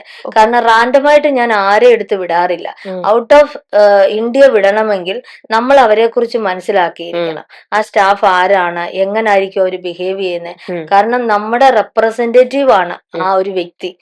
ബെനവലന്റിന് വേണ്ടി വർക്ക് ചെയ്യാൻ പോകുമ്പം അത് ഈ ബെനവലന്റിന്റെ ലേബൽ ഇത്രയും വന്നത് നമ്മുടെ സ്റ്റാഫുകൾ കാരണം. തീർച്ചയായിട്ടും അവരുടെ ബെസ്റ്റ് സർവീസ് അതുകൊണ്ടാണല്ലോ. തീർച്ചയായിട്ടും. അപ്പൊ അതേപോലെ ഞാൻ അവർക്ക് ചെയ്യുന്നത്, അവര് പോലും അറിയാതെ അവരെവിടെ നിൽക്കുന്നോ അവരുടെ ബർത്ത്ഡേ ഞാൻ സെലിബ്രേറ്റ് ചെയ്യും. ഞാൻ കേക്ക് ഓർഡർ ചെയ്ത് അവിടെ കൊണ്ടെത്തിക്കും. അവര് പോലും, ഞാൻ പറയും സർപ്രൈസ് ആയിരിക്കണമെന്ന്. എന്നിട്ട് ആ കേക്ക് കൊണ്ടുപോകുന്ന ആളിനോട് ഞാൻ പറയും ഒന്ന് വീഡിയോ പിടിക്കണം. എനിക്ക് അവരുടെ ആ ഫേസിന്റെ എക്സ്പ്രഷൻ, കാരണം അറിയാതിരിക്കുമ്പോ അൺഎക്സ്പെക്ടഡ് ആയിട്ട് കിട്ടുന്ന ആ ഒരു സന്തോഷം മുഖത്ത് ഭയങ്കര ഒരു തീർച്ചയായിട്ടും ഇതാണ്. അപ്പൊ എനിക്കത് ഭയങ്കര, അതൊക്കെ ഞാൻ സ്വയമായിട്ട് തന്നെ, ഞാൻ നമുക്ക് മാനേജറും നഴ്സിംഗ് കോർഡിനേറ്റർ ഒക്കെ ഉണ്ട്. ഞാൻ പറയും നിങ്ങൾക്ക് ഇനി എന്ത് ചെയ്യാൻ പറ്റും, ബെനവലന്റിനെ ഇത്രയും ഡെവലപ്പ് ചെയ്തെടുത്ത ഒരാളാണ് ഞാൻ, നിങ്ങൾക്ക് എന്ത് ചെയ്യാൻ പറ്റും. അപ്പൊ അങ്ങനെ ആക്റ്റീവ് ആയിട്ടുള്ളവരായിരിക്കണം. സ്റ്റാഫിനെ നല്ല രീതിയിൽ ടേക്ക് കെയർ ചെയ്ത് അവർക്ക് സന്തോഷം കൊടുത്തു കഴിഞ്ഞാൽ അവര് തീർച്ചയായിട്ടും നമ്മുടെ സെന്ററിന് വേണ്ടിയിട്ടും സെന്ററിൽ വരുന്ന പേഷ്യൻസിനെയും നല്ല രീതിയിൽ നോക്കും അല്ലേ? നല്ലൊരു തോട്ട് തന്നെ ചേച്ചിയുടെ. ഇപ്പം ചേച്ചി പറയണ്ടേ ബേബീസിനെ നോക്കാനായിട്ടാണ് പുറത്തേക്ക് വിട്ടത്. അപ്പം ഇത് ഈ ഹോം നേഴ്സ് എന്ന് പറയുന്നത് അസുഖം വന്ന് ആൾക്കാരെ നോക്കാൻ വേണ്ടി മാത്രമുള്ളതല്ല ബെനവലന്റ്. അവർ ബേബി കെയർ ഉണ്ടാവും. അങ്ങനെയാണ് ഞങ്ങളുടെ സർവീസസ് ഞാൻ പറയും. Patient care, baby care, maternity care, critical care. Critical care എന്ന് ഉദ്ദേശിക്കുന്ന ട്രക്കിയോസ്റ്റമി, റൈസ് ടു ഫീഡ് അങ്ങനെയൊക്കെയുള്ള പേഷ്യൻസിന് നമ്മൾ ആ ഒരു സമയത്ത് ആരാണ് എന്നെ വിളിക്കുന്നത്, നോ പറയാൻ താല്പര്യമില്ലാത്ത ഒരാളാണ്. എന്റെ കയ്യിൽ ഒരു ഫ്രൂട്ട് ഇല്ലെങ്കിൽ എന്റെ ഫ്രണ്ടിന്റെ കയ്യിലുണ്ടെങ്കിൽ അത് വാങ്ങിച്ചെടുത്ത് കൊടുക്കാനുള്ള ഒരു എഫേർട്ട് എന്റെ ലൈഫിൽ എടുക്കുന്ന ഒരാളാണ് ഞാൻ. അവിടുന്ന് എനിക്ക് കിട്ടുന്ന ആ സാറ്റിസ്ഫാക്ഷൻ ആണ്, അതിൽ കിട്ടുന്ന ഭയങ്കര ഒരു അനുഭൂതി. അത് പറയാൻ പറ്റില്ല, അത് അനുഭവിക്കുന്നവർക്കേ അതറിയുള്ളൂ. തീർച്ചയായിട്ടും. ഓക്കെ. അപ്പം ഇത് ചേച്ചി എല്ലാവർക്കും നമുക്ക് വീട്ടിലേക്ക് നിങ്ങൾ ആളെ വിടുകയാണ് ചെയ്യുന്നത് ഹോം നേഴ്സ് ആയിട്ട് അല്ലെ? അപ്പം ഈ എന്താ പറയാ പുറത്തേക്കും ഉണ്ടെന്ന് പറഞ്ഞു അല്ലെ? അപ്പൊ ഈ സമയത്ത് ഈ വീട്ടിലേക്ക് ആളെ വിടുമ്പോഴാണെങ്കിലും ചില പേഷ്യൻസിന് ചിലപ്പം ക്രിട്ടിക്കൽ ആയിട്ടുള്ള സ്റ്റേജോ കാര്യങ്ങളോ അവർക്ക് ചിലപ്പം വീട്ടിൽ തന്നെ ചിലപ്പോൾ ചില ചെറുതായിട്ടുള്ള പ്രൊസീജിയർ ഒക്കെ ചെയ്യേണ്ടതായിട്ടൊക്കെ വരും. അപ്പൊ അങ്ങനെയുള്ള മെഡിക്കൽ അസിസ്റ്റൻസും കൂടെ ഒക്കെ ചെയ്യേണ്ടവരുടെ ഒക്കെ ആണെങ്കിൽ അതും നിങ്ങൾ ചെയ്യും. നമ്മൾ ആദ്യം ഫസ്റ്റ് ഓഫ് ഓൾ ഒരു കേസ് ലിസൺ ചെയ്യും. അവിടെ മെഡിക്കൽ സ്റ്റാഫിനെയാണോ വിടേണ്ടത്, നോൺ മെഡിക്കൽ സ്റ്റാഫിനെയാണോ, പേഷ്യന്റെ കണ്ടീഷന് അല്ലെ അവരുടെ ഇല്ലസിനനുസരിച്ച്. അതാ ഞാൻ ഫസ്റ്റ് ഓഫ് ഓൾ പറഞ്ഞത്, റാൻഡമായിട്ട് വിടുവല്ല.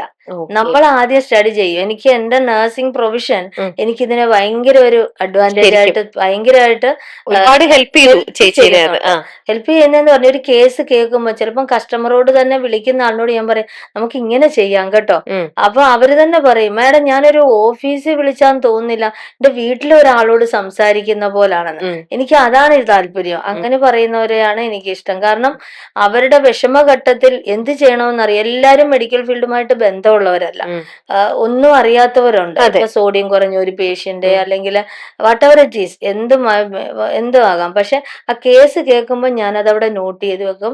പിന്നെ സൈറ്റിൽ നിന്ന് വരുന്ന എല്ലാ കോൾസും അറ്റൻഡ് ചെയ്യുന്ന ഒരാളാണ്. കാരണം എനിക്കത് ഭയങ്കര ഇഷ്ടം. എല്ലാ കേസും ചേച്ചി ഡയറക്റ്റ് അറ്റൻഡ് ചെയ്യും. കാരണം അത് മാറ്റാൻ എല്ലാരും പറഞ്ഞു മാഡത്തിന് ഇത്ര സ്ട്രെസ് അല്ലേന്ന്. പക്ഷെ ഞാൻ ഒന്നും അല്ല, ഞാൻ പിന്നെ എന്ത് ചെയ്യുന്നു എന്നുള്ളത്. കാരണം ഞാൻ അവരുമായിട്ടുള്ള ഒരു കോൺവെർസേഷനിൽ ഞാൻ ഭയങ്കര സാറ്റിസ്ഫൈഡാ. കാരണം അത് ഞാൻ ഞാൻ സർവീസ് ഹയർ ചെയ്തിട്ട് പിന്നെ നെക്സ്റ്റ് ആളെന്ന് പറയുന്നത് നമ്മുടെ മാനേജർ, നഴ്സിംഗ് കോർഡിനേറ്റർ, അവരൊക്കെയാണ് പിന്നെ സെക്കൻഡ് സ്റ്റെപ്പുകളൊക്കെ ചെയ്യുന്നത്. സ്റ്റാഫിനെ അറേഞ്ച് ചെയ്യുന്നത്, അലോക്കേറ്റ് ചെയ്യുന്നതിന്റെ കാര്യം. പിന്നെ എനിക്കിങ്ങനെ ക്രിട്ടിക്കൽ കെയർ ഉള്ള പേഷ്യന്റ് വന്നു കഴിഞ്ഞാൽ ഞാൻ തന്നെ ചെന്ന്, നമുക്ക് ട്രെയിനിങ് സെന്ററും കൂടെ ഉണ്ട്, ഡമ്മിയൊക്കെ വെച്ച്, ഒരു ഹ്യൂമൻ ഡമ്മിയൊക്കെ വെച്ച്, അതുപോലെ ബേബി ഡമ്മി ഉണ്ട്, എങ്ങനെ ഒരു കുഞ്ഞിനെ എടുക്കണം. അല്ലാതെ ഇപ്പൊ ഒരാള് പറയാ മാഡം എനിക്ക് എല്ലാം അറിയാം, ഞാൻ ഡെലിവറി കെയർ ചെയ്യും, ബേബി കെയർ ചെയ്യും, ഈ പാലടയിൽ കൂടെ ഒക്കെ പാല് കൊടുക്കേണ്ട കുഞ്ഞുങ്ങളുണ്ട്, കാരണം സക്ക് ചെയ്യാൻ പറ്റാത്ത പ്രീമച്ചുർ ബേബി ആയിട്ടുള്ളതാണ്. അപ്പൊ ഇവര് നമ്മൾ പരസ്യം കൊടുക്കുമ്പോൾ വിളിക്കും, സ്റ്റാഫുകൾ വിളിക്കാൻ പറയാം എനിക്കറിയാം, ഞാൻ ഇത്ര നാളുകൊണ്ട് ചെയ്തിട്ടുണ്ട്. ഞാൻ അങ്ങോട്ട് ക്വസ്റ്റ്യൻ ചോദിക്കും. പിന്നെ എനിക്ക് ഇൻട്രസ്റ്റ് ഉള്ള ആളാന്ന് പറഞ്ഞാൽ എവിടെല്ലാം വർക്ക് ചെയ്തെന്ന് പറഞ്ഞാൽ എന്റെ മുന്നിൽ വരുമ്പോ അവരത് കാണിച്ചു തരണം. മനസ്സിലായി. അതിൽ ഞാൻ സാറ്റിസ്ഫൈഡ് ആണെങ്കിൽ മാത്രമേ സർവീസ് വിടാറുള്ളൂ. ഓ. ഇല്ലെങ്കിൽ ആ സർവീസ് ക്ലോസ് ചെയ്താലും വേണ്ടില്ല. ഉം. നമ്മുടെ സ്റ്റാഫുകൾക്ക് ഉള്ള ഇൻസ്ട്രക്ഷൻ കൊടുത്തിട്ട് മക്കളെ സർവീസ് ക്ലോസ് ചെയ്താലും വേണ്ടില്ല, ഉം. കൊടുക്കുമ്പം നല്ല വളരെ റിലയബിൾ വൃത്തിക്ക് ആയിട്ട് നീറ്റായിട്ട്. നീറ്റ് ആയിട്ടുള്ള സർവീസ് അറിയുന്നവരെ കൊടുത്താൽ മതി. വാവ്, അത് ചേച്ചിക്ക് ഈ പ്രൊഫഷനിലുള്ള അറിവുള്ളത് കൊണ്ടാണ് ചേച്ചിക്ക് അത് അതെ അതെ അത്രയ്ക്കും അതെ ശ്രദ്ധിക്കാൻ പറ്റുന്നതും അതെ എല്ലാം ചെയ്യാൻ അതെ പറ്റണത്. അതെ. വാ, ഇപ്പൊ വലിയൊരു റീസെന്റ് കാര്യം. എന്റെ പേര് ഞാൻ പറയുന്നില്ല, ആ, ജഡ്ജി ഒരു മാഡത്തിന് ആ, നമ്മുടെ ഹൈക്കോടതിയിലെ എന്റെ സ്റ്റാഫാണ്, ഡെലിവറി കഴിഞ്ഞു ആഹാ. കുഞ്ഞിനെ നോക്കുന്നത്. ഓ, അപ്പൊ അത്രയും ഞാൻ പറഞ്ഞില്ലേ, സെലിബ്രിറ്റീസ് ആയിട്ടുള്ളവരൊക്കെ ചേച്ചി നമ്മൾ കൊടുക്കുന്നുണ്ട്, കൊടുക്കുന്നുണ്ട്. കൊടുത്തിട്ടുണ്ട് പിന്നെ പലർക്ക് പിന്നെ വേണ്ടിയിട്ട്, പല സെലിബ്രിറ്റീസിന്റെ വീട്ടിലേക്ക്. ഉണ്ട് ഉണ്ട് ഉണ്ട്. ഓ, ഓക്കെ. ഓക്കെ. അപ്പൊ ചേച്ചി ഇപ്പൊ നിങ്ങളുടെ സെന്ററിൽ മെഡിക്കൽ സൈഡിലുള്ളതായിട്ടുള്ളതാണെങ്കിലും അല്ലാത്തതാണെങ്കിലും, അതായത് ഇപ്പൊ ബേബി കെയർ ചെയ്യേണ്ടത്, അതെ അങ്ങനെ അതെ പല കാറ്റഗറി അതെ. ഉണ്ടല്ലോ. അപ്പൊ അത്തരത്തിലുള്ള ഒരു ഇങ്ങനെ ശുശ്രൂഷിക്കാൻ വരുന്നവരെ ഉം. ചേച്ചി ഇവിടെ വന്നു കഴിയുമ്പോൾ ആ, ഇപ്പൊ എന്താ പറയാ, ബേസിക് ട്രെയിനിങ് അധികം ഇല്ലാത്ത ആൾക്കാരാണെ പോലും അതെ. എങ്ങനെയാണ് ബെലവനന്റ് അവർക്കൊരു ഒരു കോച്ചിങ് പോലെ, അല്ലെങ്കിൽ ഒരു ചെറിയൊരു ഒരു ക്രാഷ് കോഴ്സ് പോലെ അങ്ങനെ അത് കൊടുക്കുന്നുണ്ടോ ആർക്കാണെങ്കിലും? ബെനവലന്റ് കൊടുക്കുന്നതെന്ന് പറയുന്നത് അവരെ വൺ ഡേ അവിടെ കൊണ്ടുവന്ന് സ്റ്റേ ചെയ്യിപ്പിച്ചിട്ട്, ആ, അങ്ങനെ സ്റ്റേ ചെയ്യിപ്പിക്കേണ്ടതാണെങ്കിൽ, ഞാൻ പറഞ്ഞില്ല, വരുമ്പോ തന്നെ ഞാൻ ഇന്റർവ്യൂ ചെയ്യും ആ, അവരോട്, എന്തൊക്കെ അറിയാം, ഞാൻ കുറച്ച് ക്വസ്റ്റ്യൻ ചോദിക്കും. അപ്പൊ ഉം, അതില് ഈ പേഷ്യന്റ് എന്ന് പറഞ്ഞാൽ നമ്മള് എന്തായാലും ഏത് പ്രൊഫഷൻ ആണേലും പ്രാക്ടിക്കല്, വെറും തിയറി പഠിച്ചിട്ട് കാര്യമില്ല. ഉം, ഒരു നഴ്സിംഗ് പ്രൊഫഷൻ, നഴ്സിംഗ് പഠിച്ചു, ഉം, പക്ഷെ അത് പ്രാക്ടിക്കലായിട്ട് ചെയ്യണം. ഉം, അപ്പൊ അതുപോലെ കെയർ ഗിവേഴ്സ് ആയിട്ടുള്ളവർ പലയിടത്തും പോയി എക്സ്പീരിയൻസ് ഉള്ളവരാണ്. ഉം, അവരോട് ചോദിക്കുമ്പോൾ തന്നെ അവർക്ക് അറിയാം. പക്ഷെ നഴ്സിംഗ് പഠിച്ച കുട്ടികൾ എൻ്റെ അടുത്ത് വന്നിട്ടുണ്ട്, BSc നഴ്സ്, GNM, ഉം. അവരൊക്കെ ജസ്റ്റ് നോർമൽ കെയറിന് നിൽക്കുക. പക്ഷെങ്കിൽ care givers tracheostomy, Ryle's tube feed ഒക്കെ ചെയ്യുന്നു.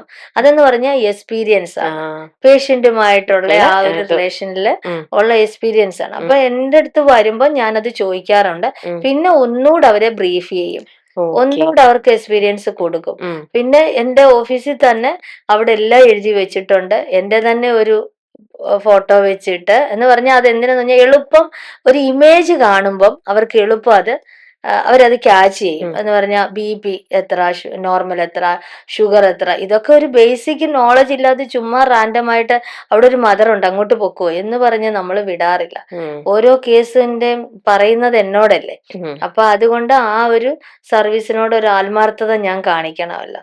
ഞാൻ ഓ, അതുപോലെ അവരോട് പറഞ്ഞു വിടുന്നത്, ഉം, എന്നും ഈ പേഷ്യന്റ് നിങ്ങളുടെ കയ്യിൽ ഇരിക്കാനല്ല, ഉം. നിങ്ങളുടെ കൈ പിടിച്ച് ആ പേഷ്യന്റ് എഴുന്നേറ്റ് വരണം, അതെ അവിടാണ് വിജയം. അതെ അതെ. എന്നും നമുക്ക് സർവീസ് വേണമെന്നില്ല. ആ, നിങ്ങളുടെ കൈ കൊടുക്കുമ്പോൾ ആ കയ്യിലുള്ള കെയർ കൊണ്ട് ഉം, ആ പേഷ്യന്റ് അവരുടെ പഴയ ജീവിതത്തിൽ വരുമ്പോൾ ഉം. അവിടാണ് നമ്മൾ സക്സസ് ആകുന്നത്. തീർച്ചയായിട്ടും. അതെ, ആ, അതാണ് അതാണ് ഞാൻ ആഗ്രഹിക്കുന്നത്. അങ്ങനെ കുറേ പേര്, അങ്ങനെ നമ്മൾ പല സെലിബ്രിറ്റീസ് എന്നല്ല, നമുക്ക് എല്ലാവരും ഒരേപോലാണ്. ഞാൻ ഉം, പിന്നെ ഹൈലൈറ്റ് ചെയ്ത് പറയുന്നത് അങ്ങനെയുള്ള സർവീസ് ഉള്ളത് കൊണ്ട് ഉം. പറയാം. എല്ലാവരും നമ്മുടെ അടുത്ത് വരുമ്പോൾ എല്ലാവരും ഒരേപോലെയാണ്. ഒരുപോലെയാണ്. പേഷ്യന്റ് അല്ലേ, ഹ്യൂമൻ ബീങ് അല്ലേ, ഉം, അവരെല്ലാം നമുക്ക് ഒരുപോലല്ലേ. ഉം. നമ്മൾ പറയത്തില്ലേ, ബ്ലഡ്, നമ്മുടെ കൈ മുറിച്ചാ ബ്ലഡ് ഒരേപോലെയാണ് കാണുന്നത് അതെ.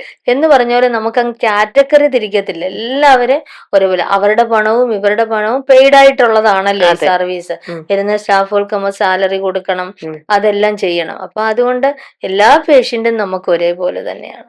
ഇതില് ഏതെങ്കിലും ഒരു പേഷ്യന്റിന്റെ അടുത്ത് ചില സമയത്ത് നമുക്ക് ഒരുപാട് വർഷങ്ങൾ അവരെ നോക്കേണ്ടി ഉണ്ട് വരാറുണ്ടാവും അല്ലെ? ഉണ്ട് ഉണ്ട്. അങ്ങനെ ബെനവലന്റ് ഏറ്റവും കൂടുതൽ വർഷം ഒരൊറ്റ സിംഗിൾ പേഷ്യന്റിനെ നോക്കിയിട്ടുള്ളത് എത്ര വർഷമായിരിക്കും? അതിപ്പോ 5-6 years ആയിട്ട് ഇപ്പോഴും കണ്ടിന്യൂ ഞങ്ങളുടെ സ്റ്റാഫ് എന്ന് വെച്ചാൽ ഞങ്ങളുടെ സർവീസ് ഉണ്ട്. ആ, ഫസ്റ്റ് അവിടെ ഒരു ഡോക്ടറാണ് ഉം, സാറിനെ നോക്കി, ഉം, ആദ്യം സാറിന്റെ പിന്നെ മദറിനെ, ഉം. അത് കഴിഞ്ഞ് സാറിനെ, അത് കഴിഞ്ഞിപ്പോ സാറിന്റെ വൈഫിനെ, അങ്ങനെ നമ്മള് അങ്ങനെ ഒരു നോക്കിക്കൊണ്ടേയിരിക്കുകയാണ്. നോക്കിക്കൊണ്ടേയിരിക്കുക.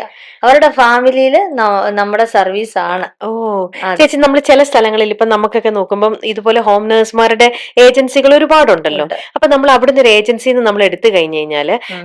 എന്താ പറയാ, ആദ്യത്തെ ഒരു മാസം ഒരു നേഴ്സ് വന്ന് നിൽക്കും. ആ അത് കഴിയുമ്പോഴത്തേക്ക് ഇവരങ്ങ് മാറും. ഇവർക്ക് correct. എന്തെങ്കിലും, അവർക്ക് ചിലപ്പോൾ വല്ല ഇഷ്യൂസോ കാര്യങ്ങളോ പല അതെ. ഇത് കാണെങ്കിൽ അവരങ്ങ് മാറിയിട്ട് പിന്നെ ചിലപ്പോൾ ഒരാഴ്ചത്തേക്ക് വേറൊരാൾ വരും. ഉം. ചിലപ്പോൾ ഒരു ദിവസത്തേക്ക് ഒന്നോ രണ്ടോ, ഈ ടെമ്പററി അഡ്ജസ്റ്റ്മെന്റ് Correct. ഇങ്ങനെ ഫ്ലക്ച്വേറ്റ് ചെയ്യും. അപ്പൊ ഇപ്പുറത്തെ സൈഡിൽ നിൽക്കുന്ന പേഷ്യന്റ് അവർ പ്രായം ചെന്നവരാണെങ്കിൽ അവർക്ക് ഇങ്ങനെ ഓരോ ദിവസവും മാറി മാറി ഓരോരുത്തർ വരുമ്പം അവർക്ക് ഭയങ്കര ബുദ്ധിമുട്ടായിരിക്കും. അവർക്കൊന്ന് സെറ്റായി ഒരാളെ കിട്ടാനും അവരുടെ ഇഷ്ടത്തിനനുസരിച്ച് ഒക്കെ നിൽക്കുന്നതിന് അതിലാണ് ഒരു കാര്യം. അപ്പം ഇങ്ങനെ ഫ്ലക്ച്വേറ്റ് ചെയ്ത ആൾക്കാർ ഇങ്ങനെ എപ്പോഴും നിങ്ങളുടേതും അങ്ങനെ തന്നെയാണോ? ഓരോ മാസം ഇങ്ങനെ ആൾക്കാർ മാറിക്കൊണ്ടേയിരിക്കും? അല്ല, ഞങ്ങള് മാക്സിമം എത്രത്തോളം വരുമ്പോഴേ പറയാറുണ്ട്. അത് പല ക്ലയന്റ്സും നമ്മളെ വിളിക്കുമ്പോ പറയുന്നുണ്ട്, നിങ്ങൾ ഇങ്ങനെ 2 മാസം കൂടുമ്പോ സ്റ്റാഫുകളെ ചേഞ്ച് ചെയ്യുമോ? നമ്മുടെ കസ്റ്റമറെ സാറ്റിസ്ഫൈഡ് ആക്കുക, നമ്മുടെ പേഷ്യന്റിന് റിലയബിൾ ആയിട്ടുള്ളതും അവരുമായിട്ട് കണ്ടിന്യൂ നിൽക്കാൻ പറ്റുന്ന സ്റ്റാഫിനെ കൊടുക്കാനാണ് നമ്മൾ മാക്സിമം ട്രൈ ചെയ്യുന്നത്. പക്ഷെ എന്നാൽ പോലും ഈ ഒരു ഫീൽഡിൽ എന്ന് പറഞ്ഞാൽ അങ്ങനെ കണ്ടിന്യൂ നിൽക്കത്തില്ല. കാരണം മറ്റുള്ള ജോബ് പോലല്ലല്ലോ 24/7 ലിവിങ് കെയർ ആയിട്ട് അവിടെ നിൽക്കുന്നതാ. അപ്പൊ അവർക്കും അവരുടെ മെന്റലി അവരും ഭയങ്കര ഡിപ്രഷൻ ആകും. മീൻസ് അവർക്കൊന്ന് റിലാക്സ് ചെയ്യണം. ഈ 4 ചുവരിനുള്ളിലല്ലേ ഈ ജോലിക്കാർ നിൽക്കുന്നത്. അവർക്കും അവരുടെ ഫാമിലിയെ കാണാൻ പോണം, പുറത്തൊന്ന് പോണം. എനിക്കൊരു GNM ആയിട്ടൊരു പയ്യനുണ്ടായിരുന്നു. അവൻ പറയും, മാഡം എനിക്കൊന്ന് റിലാക്സ് ചെയ്യാൻ പോണം. ഞാൻ പറയും, നീ പോടാ, നീ പോയി ഒന്ന് സിനിമയൊക്കെ കണ്ട് ഒന്ന് റിലാക്സ് ചെയ്തിട്ട്. അപ്പൊ ആ ടൈമിൽ നമ്മളൊരു 4 ദിവസം 5 ദിവസത്തേന് ഇവന് അല്ലെങ്കിൽ ആർക്കാണേലും ആ ലീവ് കൊടുക്കാൻ ആ ഗ്യാപ്പ് ഫില്ല് ചെയ്യും. എന്നിട്ട് എഗെയിൻ ഈ ആളിനെ തന്നെ അവിടെ കൊടുക്കും. അങ്ങനെ ഇപ്പൊ 5 വർഷമായിട്ട് എനിക്ക് കലൂര്, മാഡത്തിന്റെ പേര് പറയുന്നോണ്ട് കുഴപ്പമില്ല, മാഡം ഞങ്ങൾക്ക് റിവ്യൂ തന്നേ, കാരണം ലൈവ് റിവ്യൂ നമ്മുടെ സൈറ്റിലും ഉണ്ട്. അമിത മാഡം എന്ന് പറയും.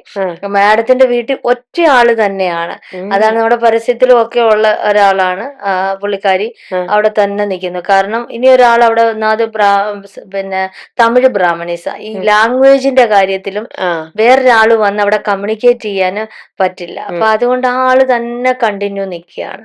ഓക്കെ. ഇനി ഇതേപോലെ ചിലപ്പോ നമുക്ക് നിങ്ങൾ കൊടുത്തുവിടുന്ന ഒരു നേഴ്സിനെ നമുക്ക് സെറ്റായി ഇല്ലാന്ന് വെച്ചോ, എനിക്ക് തൃപ്തിയാവുന്നില്ല, എന്റെ അമ്മനെ അച്ഛനെ നന്നായിട്ട് നോക്കുന്നില്ല, അങ്ങനെയാണെങ്കിൽ ഞങ്ങൾ പറഞ്ഞു കഴിഞ്ഞാൽ നിങ്ങൾ പകരം വേറൊരാളെ ഞങ്ങൾ തരും. തീർച്ചയായിട്ടും. നമ്മുടെ ഒരു സിസ്റ്റം എന്ന് പറയുന്നത്, ഇപ്പൊ ഞാൻ പറഞ്ഞു, ഇനി നമുക്ക് സൈറ്റിൽ നിന്ന് കോള് വരുന്നു, നമ്മള് സർവീസ് എന്താണെന്ന് മനസ്സിലാക്കി, സോ അതിനുശേഷം നമ്മൾ സ്റ്റാഫിനെ ഇൻഫോം ചെയ്യുന്നു. ഇൻഫോം ചെയ്ത് സ്റ്റാഫിനെ ഹയർ ചെയ്ത് ക്ലയന്റിന്റെ അടുത്തോട്ട് വിട്ടു. വിടുന്നതിന് മുമ്പേ ഞാൻ കസ്റ്റമറോട് പറയാറുണ്ട്, 5th ഡേ ആവുമ്പോൾ നമ്മൾ വിളിച്ചു ചോദിക്കും, എങ്ങനെയുണ്ട്, ഇഷ്ടപ്പെട്ടോ, ഈ ആളിനെ കണ്ടിന്യൂ ചെയ്യണോ, സാറിന് എന്തെങ്കിലും അവരെ ഞാൻ ഗ്രൂം ചെയ്യണോ നിങ്ങളുടെ വീട്ടിൽ വന്നിട്ട്. ഞാൻ സ്റ്റാഫിനോടും പറയാറുണ്ട്, കസ്റ്റമറും ഡിഫറെന്റ് കൈൻഡ്സ് ഓഫ് പേഷ്യൻസ്. എല്ലാ വീട്ടിലും ഒരേപോലത്തെ രീതിയല്ല, നമ്മൾ കസ്റ്റമൈസ് ചെയ്താണ് കൊടുക്കേണ്ടത്. ഓരോ വീടിനും ഓരോ രീതികളുണ്ട്. അപ്പൊ അതുകൊണ്ടാണ് ഞാൻ കസ്റ്റമറോട് പറയാറുണ്ട്, 5th ഡേയുടെ അന്ന് മാനേജർ വിളിക്കും, എങ്ങനെ ഉണ്ടെന്ന്. ഓക്കെ ആണെങ്കിൽ അതിനെ കണ്ടിന്യൂ ചെയ്യാം. അതല്ല റീപ്ലേസ് ചെയ്യണമെങ്കിൽ നമ്മൾ റീപ്ലേസ് ചെയ്ത് കൊടുക്കും. റീപ്ലേസും ചെയ്യണ്ടെങ്കിൽ നമ്മൾ റീഫണ്ട് ചെയ്ത് കൊടുക്കും. അവർക്ക് ഫണ്ട് അടച്ചേക്കുന്ന തിരിച്ചു കൊടുക്കും. അതാണ് കാരണം നമ്മൾ എന്തിനു വേണ്ടിയാ ഈ സർവീസ് നിലകൊള്ളുന്നേ? ഒരു പേഷ്യന്റിന് കെയർ കൊടുക്കാൻ. ഇത് നമുക്ക് കൊടുക്കാൻ പറ്റില്ലെങ്കിൽ പിന്നെ അവരുടെ പണം നമ്മുടെ കയ്യിൽ ഇരിക്കേണ്ട ആവശ്യമില്ല. ഇല്ല, അവരെ ഹാപ്പിയാകും. നാളെ അവര് പറയും, വേണ്ട, ആ ബെനവലന്റ് വളരെ പഞ്ച്വലാണ്, അവര് കറക്റ്റ് ആണ്, അങ്ങനെ കുറെ സർവീസുകൾ എന്റെ ക്ലയൻസിന്റെ റെഫറൻസിൽ വരാറുണ്ട്. എന്നോട് വിളിക്കുമ്പോ പറയും, മോൾസി മാഡം ആണോ? എനിക്ക് അത് ആ പേര് കേൾക്കുമ്പോ തന്നെ എനിക്ക് ആണോ, നമ്മുടെ പേര് ഒരാള് ഒരിടത്ത് നിന്ന് വിളിക്കുമ്പം നമ്മള് എളുപ്പം അതിലേക്ക് നമ്മള് ലിസൺ ചെയ്യും. അപ്പൊ നമുക്ക് ഭയങ്കര ഒരു ഹാപ്പിനെസ്, സന്തോഷമാണ്. അപ്പൊ അങ്ങനെ വിളിക്കുമ്പോ ആണോ എന്ന് ചോദിക്കുമ്പോ ആണ്. അപ്പൊ നമ്മൾ ഒന്നുകൂടെ റെസ്പോൺസിബിലിറ്റിയിലാണ്. മീൻസ് ഒരു കസ്റ്റമർ വഴി വന്ന ഒരു സർവീസ് അല്ലേ. അങ്ങനെയാണ് നമ്മുടെ സർവീസിന്റെ ഒരു ഇത്രയും നല്ല രീതിയിലും വളരെ നല്ല ഏറ്റവും ബെസ്റ്റ് കൊടുക്കണമെന്ന് നിങ്ങളുടെ സൈഡിൽ നിന്ന് ചിന്തിച്ച് നിങ്ങൾ ഓരോന്നും ചെയ്യുമ്പോൾ പോലും നമ്മൾ കേൾക്കുന്നുണ്ട് പല കാര്യങ്ങളും അല്ലെ. നമ്മുടെ സൊസൈറ്റിയിൽ ഒരുപാട് നല്ലതും ചീത്തയായിട്ടുള്ള കാര്യങ്ങൾ നടക്കുന്നുണ്ട്. അപ്പോ ഇതിനകത്തും ചേച്ചിക്കും ഒരു പക്ഷെ മോശപ്പെട്ട എന്തെങ്കിലുമൊക്കെ ഒരു അനുഭവം ഈ ഒരു 15 ഇയേഴ്സിൽ ഉണ്ടായിട്ടുണ്ടാവില്ല? തീർച്ചയായിട്ടും, വളരെ വളരെയധികം. അത് 2 സൈഡിൽ നിന്നും ഉണ്ടാവും. ഞാന് വൺ ഓഫ് ദ ബെസ്റ്റ് സ്റ്റാഫിനെയാണ് എന്റെ ക്ലയന്റിന് കൊടുക്കുന്നത്.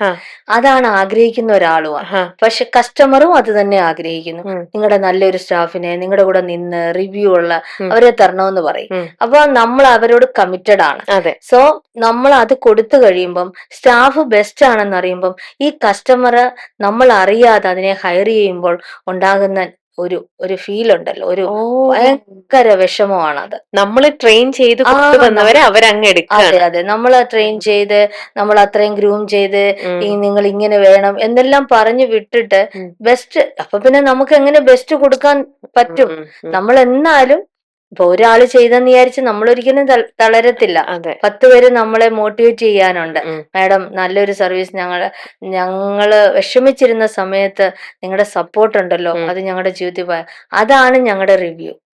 ഉം. അതേപോലെ ഇത്തരത്തിലുള്ള സ്റ്റാഫിന്റെ ഭാഗത്തു നിന്നും ഉണ്ട്. ആ, സ്റ്റാഫിന്റെ ഭാഗത്തു നിന്നും മിക്കവാറും ഉണ്ടാവുന്ന ഒരു വിഷയമാണ്, ആ, നമ്മള് സ്റ്റാഫിനെ എല്ലാം പറഞ്ഞ് കസ്റ്റമറുടെ അടുത്ത് വിട്ട് കഴിയുമ്പോൾ സ്റ്റാഫും ക്ലയന്റും തമ്മിൽ ഇതുപോലെ ഇങ്ങനെ ചേർന്ന് നിൽക്കും. ഉം. സോ അത് കൂടാതെ ചില സമയത്ത് പേഷ്യന്റിനെ ഇട്ടിട്ട് ഇറങ്ങിപ്പോവും. ആ സമയത്ത് നമുക്ക് ഭയങ്കര വിഷമമാണ്. കാരണം അവർക്ക് പേഷ്യന്റ് ഇച്ചിരി ടഫായിട്ടുള്ള പേഷ്യന്റ് കാണും, ആ, ചിലപ്പോൾ ഉറക്കമില്ലാത്ത കാണും. നമ്മൾ പറയുന്നുണ്ട്, നിങ്ങൾ അവരെയും വിളിക്കും 5ാമത്തെ ദിവസം, എങ്ങനെ ഭക്ഷണം ഉണ്ടോ, ഉം, ഉറങ്ങാൻ പറ്റുന്നുണ്ടോ ഉം, എന്നൊക്കെ, അല്ല നിങ്ങൾക്ക് എന്തെങ്കിലും ബുദ്ധിമുട്ടുണ്ടെ പറയണം, ഉം, നിങ്ങൾ അവിടെ നിൽക്കെ തന്നെ ഞങ്ങൾ വേറൊരാളെ ഉം, അറേഞ്ച് ചെയ്യാം, ആ ആള് വരുന്ന സമയത്ത് നിങ്ങൾക്ക് ഇറങ്ങാം. ഉം. പക്ഷെ അങ്ങനെ പറഞ്ഞാൽ ചിലര് നമ്മളോട് ഒരു കമ്മിറ്റ്മെന്റ് ഇല്ലാത്ത ആളുകൾ പേഷ്യന്റിനെ ഇട്ടെറിഞ്ഞിട്ട് പോകും. അപ്പോഴത്തേക്കും കസ്റ്റമർ നമ്മളെ വിളിക്കും, ഓ, നമ്മളോട് ദേഷ്യപ്പെടും, ഓ, നമ്മളെ മനസ്സിലാക്കാൻ പറ്റുന്നില്ല അവർക്ക് പലപ്പോഴും. അതൊക്കെ ഭയങ്കര സങ്കടമായിട്ടുണ്ട്. ഓ. ആ സമയത്തൊക്കെ ചിലപ്പോൾ ഈ സർവീസ് വേണ്ടാന്ന് തന്നെ വെച്ചിട്ടുമുണ്ട്. അത്ര സങ്കടം തോന്നിയിട്ട്. കാരണം കസ്റ്റമർ ഭയങ്കര നമ്മളോട് ദേഷ്യപ്പെടും. ഉം, നിങ്ങളുടെ സ്റ്റാഫ് ഇറങ്ങിപ്പോയി, നിങ്ങൾ തന്നേ പറ്റത്തുള്ളൂ, അല്ലെ നിങ്ങളുടെ പേര് കംപ്ലൈന്റ് കൊടുക്കും. നമ്മൾ അവിടെ ഇന്നസെന്റ് അല്ലേ. ഉം. അതൊക്കെ നമുക്ക് ഭയങ്കര വിഷമമുണ്ട്. പക്ഷെ സത്യം. എന്നാലും അങ്ങനെ ഞാൻ വിഷമിച്ചിരിക്കുമ്പോൾ എനിക്ക് എവിടുന്നേലും ഒരു കോൾ വരും, അല്ലെ ഒരു മെസ്സേജ് വരും, മാഡം നിങ്ങളുടെ സഹായം ഭയങ്കരമായിട്ട് ഞങ്ങൾക്ക് സന്തോഷമായി കേട്ടോ. അവിടെ ഞാനൊരു ഫിനിക്സ് പക്ഷിയെ പോലെ ഉം. ഞാൻ എഴുന്നേറ്റ് വരാറുണ്ട്. ഓ, ഓക്കെ. ഇനി നിങ്ങളുടെ ഇതിലേക്ക് ഈ സെന്ററിലേക്ക് വരുന്ന ഹോം നേഴ്സുകളില് ആ. നമുക്ക് ആരെയും പെട്ടെന്നുള്ള ഒരു ബാഹ്യമായിട്ടുള്ള ഒരു അപ്പിയറൻസിലോ അവർ വന്ന് 2 ദിവസം നമ്മളോട് സംസാരിച്ചു എന്ന് വെച്ചിട്ട് നമുക്ക് ആരെയും ജഡ്ജ് ചെയ്യാൻ പറ്റും എന്ന് തോന്നുന്നില്ല, ഇല്ല. അല്ലേ? അതെ. അപ്പൊ ഈ വരുന്നവരെ ശരിക്കും റിലയബിൾ ആണോ? അവരെ വിശ്വസിക്കാൻ പറ്റുമോ? ഉം. ചിലവർക്ക് എന്താ പറയാ, പേഷ്യന്റിന്റെ നല്ല രീതിയിൽ ചേച്ചി പറഞ്ഞ പോലെ നോക്കുന്നില്ലാത്ത കേസുകൾ അതെ. ഉണ്ടാവാം, ചിലർക്ക് വേറെ ഹാബിറ്റ്സ് ഉണ്ടാവാം, അതെ. കക്കണ സ്മോക്കിംഗ്, ആൾക്കാരുണ്ടാവാം, ഡ്രിങ്കിങ് അങ്ങനെ സ്മോക്കിംഗ്, അതെ, അങ്ങനെ ഉള്ളവരുണ്ടാവും. പലതരത്തിലുള്ള ശീലങ്ങൾ ഉള്ളവരുണ്ടാവാം. അതെ. ഇതൊന്നും ചേച്ചിക്ക് ഒരു പക്ഷേ ഇപ്പൊ ചേച്ചിയുടെ സെന്ററിലേക്ക് വരുന്ന ഒരു നേഴ്സിന്റെ പുറമേ നിന്നുള്ള രൂപം കാണുമ്പോൾ ഇതൊന്നും നമുക്ക് ജഡ്ജ് ചെയ്യാൻ പറ്റില്ല. പറ്റില്ല. അത് കുറെ ദിവസങ്ങൾ അല്ലെ കുറെ നാളുകൾ കൊണ്ടാണ് നമുക്ക് മനസ്സിലാക്കി അതെ. എടുക്കാൻ പറ്റൂ. അതെ. പക്ഷെ ചേച്ചിയുടെ ബെനവലന്റ് എന്നുള്ള സെന്ററിനെ ട്രസ്റ്റ് ചെയ്ത് ഇപ്പം ഞാൻ എന്റെ വീട്ടിലേക്ക് ഒരു സ്റ്റാഫിനെ വിളിക്കുമ്പോൾ ചേച്ചിക്ക് എത്രത്തോളം അഷുറൻസ് ആണ് ഈ സ്റ്റാഫിന്റെ മേളില്? ചേച്ചിക്കും പരിചയമില്ലാത്ത ആണല്ലേ അവരെ. അപ്പൊ എങ്ങനെയാ ചേച്ചി അത് ആ ഒരു സിറ്റുവേഷൻ എങ്ങനെ ചേച്ചി ടാക്കിൾ ചെയ്യുന്നത്? അതെ. നമ്മുടെ സെന്ററിൽ വരുമ്പോ തന്നെ നമ്മുടെ സെന്ററിൽ വരാതെ ആരെയും നമ്മൾ ഡ്യൂട്ടിക്ക് വിടാറില്ല. ഓക്കെ. പല ഏജൻസികളും, ഞാൻ ആരെയും കുറ്റം പറയുകയല്ല, ഉം. ആളുകളെ കാണാതെ പോലും ഡയറക്റ്റ് ഗ്രൂപ്പിൽ ഇട്ടിട്ട് അവിടെ അതെ. അങ്ങോട്ട് അങ്ങ് വിടും. ആളുകളെ കണ്ടിട്ട് പോലും ഇല്ല ഈ അതെ. സ്ഥാപനത്തിലുള്ളവരെ. പക്ഷെ അപ്പൊ നമ്മൾ ഇങ്ങോട്ട് വിളിക്കുമ്പോൾ നിങ്ങളിവിടെ വന്നിട്ട് പോയാൽ മതി. ഇപ്പൊ കൊല്ലത്തുനിന്ന് ഒരാൾ വിളിക്കുക ഉം. എറണാകുളത്തേക്ക്, അത് മാഡം ഞാൻ നേരിട്ട് അങ്ങ് പൊക്കോളാം. നമ്മൾ പോലും കാണാതെ ഒരു കസ്റ്റമറുടെ വീട്ടിൽ എങ്ങനെ വിടും? ഞാൻ പറയാം, അത് നടക്കത്തേ ഇല്ല. സർവീസ് കൊടുത്തില്ലേലും വേണ്ടില്ല, നിങ്ങൾ ഇവിടെ ഓഫീസിൽ വന്ന് എനിക്ക് ട്രെയിനിങ് തന്നിട്ട് വേണം വിടാൻ. അങ്ങനെ വരുന്ന താല്പര്യമുള്ളവരുണ്ട്. ഞാൻ പറയാം, നിങ്ങൾക്ക് എന്നെ കാണാം. അപ്പൊ നമ്മൾ അവരെ ഒന്ന് മോട്ടിവേറ്റ് ചെയ്യുന്ന തരത്തിൽ പറയും, എനിക്ക് നിങ്ങളെ കാണണ്ടായോ, നിങ്ങൾക്ക് എന്നെയും കാണണ്ടായോ, നാളെ എന്തെങ്കിലും ഒരു വിഷയം വന്നാൽ നിങ്ങൾക്ക് ഓടി എന്റെ സ്ഥാപനത്തിൽ വരണ്ടായോ? അങ്ങനെ ഒരു ശരിയാ മാഡം. ഓഫീസിൽ വന്നു കഴിയുമ്പോഴത്തേനും അവര് നേരത്തെ മാഡത്തിന് അല്ലെ ഓഫീസിൽ വരാൻ പറ്റിയില്ലല്ലോ എന്ന് പറയുന്ന ആളുകളും ഉണ്ട്. അപ്പൊ നമ്മൾ അങ്ങനെ റിലയബിൾ ആയിട്ടുള്ളത്, ഇപ്പൊ ചോദിച്ചതിന്റെ വേറെ ഒരു ഭാഗം, സ്റ്റാഫുകൾ വരുമ്പം അവർ ഓഫീസിൽ വരണം, ഒന്ന്. രണ്ടാമത് വന്നു കഴിഞ്ഞാൽ അവരുടെ ഫാമിലി മെമ്പേഴ്സിന്റെ നമ്പർ തരണം. ചിലരോട് ചോദിച്ചു കഴിഞ്ഞാൽ തരത്തില്ല. അതെന്തിനാ, ഞാൻ അറിയാതാ വന്നേക്കുന്നേ, എന്റെ ഫാമിലി അങ്ങ് വലുതാണ്, അല്ലെങ്കിൽ എന്റെ ഫാമിലിയിൽ ഞാൻ ഇങ്ങനൊന്നും പോകുന്നവരല്ല, അപ്പൊ അതുകൊണ്ട് അറിഞ്ഞു കഴിഞ്ഞാൽ എനിക്ക് നാണക്കേടാണ്, ഇങ്ങനെയൊക്കെയുള്ള പറയുന്ന ആളുകളും ഉണ്ട്. അങ്ങനെയുള്ളവരെ നമ്മൾ എന്തിനാ റിസ്കിലെടുത്ത് ഹയർ ചെയ്യുന്നത്? അതിന്റെ ആവശ്യമില്ല. അങ്ങനെയുള്ളവരെ ചേച്ചി എടുക്കാറില്ല. ഞാൻ പറഞ്ഞു വിട്ടിട്ടുണ്ട്, സ്പെയറും കൊടുത്തു വിട്ടിട്ടുണ്ട്. സോ അതുകൂടാതെ തന്നെ ഇവര് എവിടെ താമസിക്കുന്നു, ഏത് പഞ്ചായത്തിലാണ്. എല്ലാരും പറയും PCC സർട്ടിഫിക്കറ്റ് ഉണ്ടെങ്കിൽ ഓക്കെ ആണെന്ന്. അത് വെറുതെ ആണെന്ന് എന്റെ എക്സ്പീരിയൻസിലൂടെ എനിക്ക് മനസ്സിലായി. അതെന്ന് പറഞ്ഞാൽ കേസ് ഉണ്ടെങ്കിലല്ല ഈ PCC, ഇവരുടെ പേരിൽ എന്തെങ്കിലും കേസ് ഉണ്ടോ എന്നുള്ളതല്ലേ PCC നമുക്ക് അറിയാനും പറ്റുന്നത്. സോ ഈ ഒരു കെയറിന്റെ സർവീസ് ആകുമ്പം അവരേത് ലൊക്കാലിറ്റി താമസിക്കുന്നോ അവിടുത്തെ പഞ്ചായത്ത് മെമ്പറോ, ഞാൻ ചിലരോട് ചോദിക്കും നിങ്ങളുടെ അവിടെ ആരാ ഇന്ന് ഇപ്പൊ ഇലക്ഷന് നിൽക്കുന്നത്, അപ്പൊ അവർക്ക് ആ നാടിനോടൊരു അറ്റാച്ച്മെന്റ് ഉണ്ടോ എന്ന് അറിയണം. അപ്പൊ ആ മെമ്പറുടെ പേര് പറയുകയാണെങ്കിൽ അല്ലെങ്കിൽ എവിടെ ആണെന്ന് പറയുമ്പോൾ നമുക്കത് എടുക്കാമല്ലോ. പിന്നെ അവിടെ വരുന്ന ഉടനെ ഞാൻ പറയും അതൊക്കെ എഴുതി വെക്കാൻ പറയും. പിന്നെ ഫാമിലി, ഹസ്ബൻഡ്, ഇപ്പം ഒരു മെയിലാ വരുന്നെങ്കിൽ അവരുടെ വൈഫിന്റെ, മക്കളുടെ, ഇതെല്ലാം എന്തിനാ ഇത്ര നിങ്ങൾക്ക് വേറെങ്ങും പോയിട്ട് ഇങ്ങനൊന്നും കൊടുക്കേണ്ട ആവശ്യം വരുന്നില്ലല്ലോ. ഞാൻ പറഞ്ഞേ ലുലുമാളി സാധാരണ ഒരു കടയിൽ ചെന്ന് കഴിഞ്ഞാൽ നമുക്ക് അവിടെ ബാഗ് ലോക്ക് ചെയ്ത് വെക്കണ്ട അകത്ത് കയറുമ്പോ. പക്ഷെ ലുലുമാളി ചെല്ലുമ്പോ ആ ഒരു സിസ്റ്റം ഉണ്ടല്ലോ.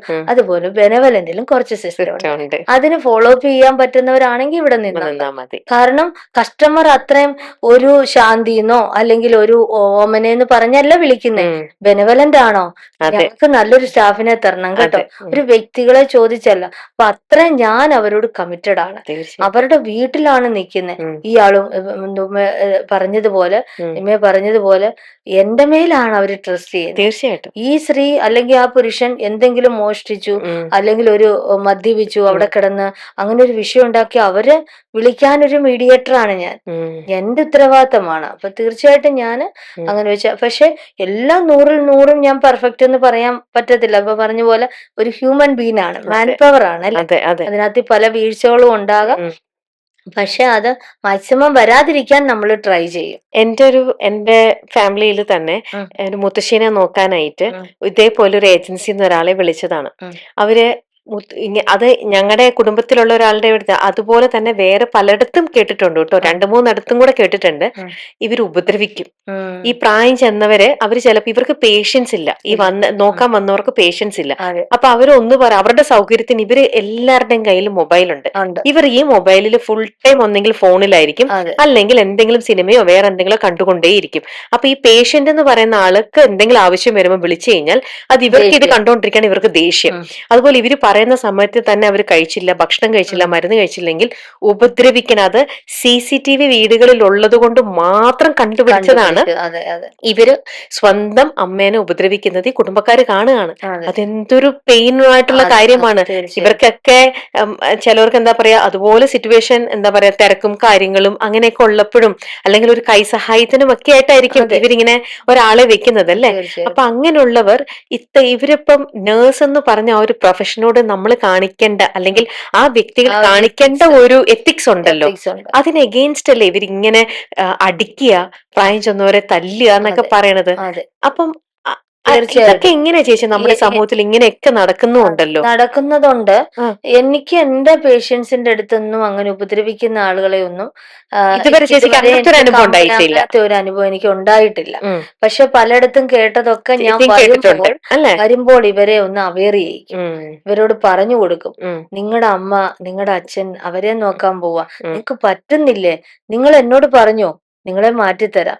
പിന്നെയും അവരെ അവിടെ നിങ്ങൾ പേഷ്യന്റിനെ ഉപദ്രവിക്കാനൊന്നും അല്ല നിങ്ങളെ വിടുന്നത്, സ്നേഹിക്കാനാ, ചേർത്ത് പിടിക്കാനാ. അവരുടെ സ്നേഹം കിട്ടുമ്പോൾ നിങ്ങൾക്ക് അനുഗ്രഹമേ ഉണ്ടാവത്തുള്ളൂ. അത് പറഞ്ഞാണ് ഞാൻ കൂടുതലും വിടാറുള്ളത്. അപ്പൊ ആ ഒരു കാര്യം എപ്പോഴും ശ്രദ്ധിക്കുന്നുണ്ട്. ശരിക്കും എന്ത് പറഞ്ഞാൽ എത്രത്തോളം ചേച്ചി ശ്രദ്ധിച്ച് അവിടെ സർവീസ് കൊടുക്കാൻ നോക്കുന്നോ അതേപോലെ തന്നെ നല്ല ടെൻഷനും നല്ല ടെൻഷൻ. രാത്രിയിൽ 12 മണിക്കോ 1 മണിക്കോ ഉറക്കമില്ല. മീൻസ് നമുക്ക് സമാനമായിട്ട് ഇന്ന് 2 ദിവസമായിട്ട് എനിക്ക് നല്ല സ്ട്രെസ് ഉള്ള ഒരു ഡേ ആയിരുന്നു. കാരണം കഴിഞ്ഞ ദിവസം ഇന്ന് ഒരു സ്റ്റാഫ് ഇറങ്ങി പേഷ്യന്റ് അടുത്തു നിന്ന് പോയി. ഞാൻ ഒരു നേഴ്സാണ്, ഞാൻ തിരിച്ചു കയറ്റി വിട്ടു. ഞാൻ പറഞ്ഞു നീ പോയാൽ ഇനി നീ ചെന്ന് നിൽക്കേണ്ട സ്ഥലത്ത് ഞാൻ കൊണ്ട് നിർത്തുമെന്ന് പറഞ്ഞു. തിരിച്ച് ഞാൻ പേഷ്യന്റ് അടുത്ത് കൊണ്ടാക്കി. അങ്ങനെ നമുക്ക് ഭയങ്കര സ്ട്രെസ്സാണ് പലപ്പോഴും.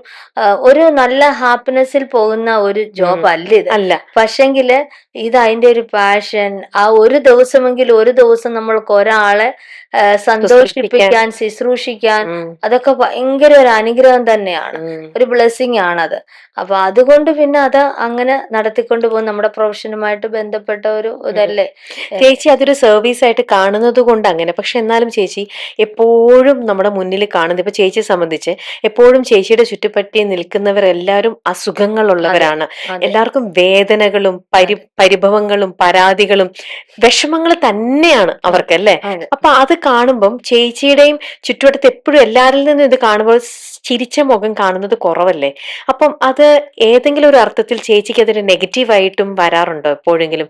ചേച്ചിയുടെ മൂഡും വല്ലാണ്ട് എപ്പോഴും ഡൗൺ ആയി പോകുന്നു, വിഷമിച്ചിരിക്കുന്നു, അങ്ങനത്തെ ഒരു സിറ്റുവേഷനിലൂടെയും കടന്നു പോവാറുണ്ടോ? എനിക്ക് അങ്ങനെ പോയിട്ടുണ്ട്, വിഷമങ്ങൾ തോന്നിയിട്ടുണ്ട്. പക്ഷെ പിന്നെ ഒരു ഇത്രയും വർഷത്തെ എക്സ്പീരിയൻസ് കൊണ്ട് ആ, ഇപ്പം നമ്മൾ പറയത്തില്ലേ, നമ്മൾ മരവിച്ചു പോകുന്ന ചില ആ, സിറ്റുവേഷൻ ആ. അങ്ങനെ ഉണ്ടായിട്ടുണ്ട്. മീൻസ് ഓ.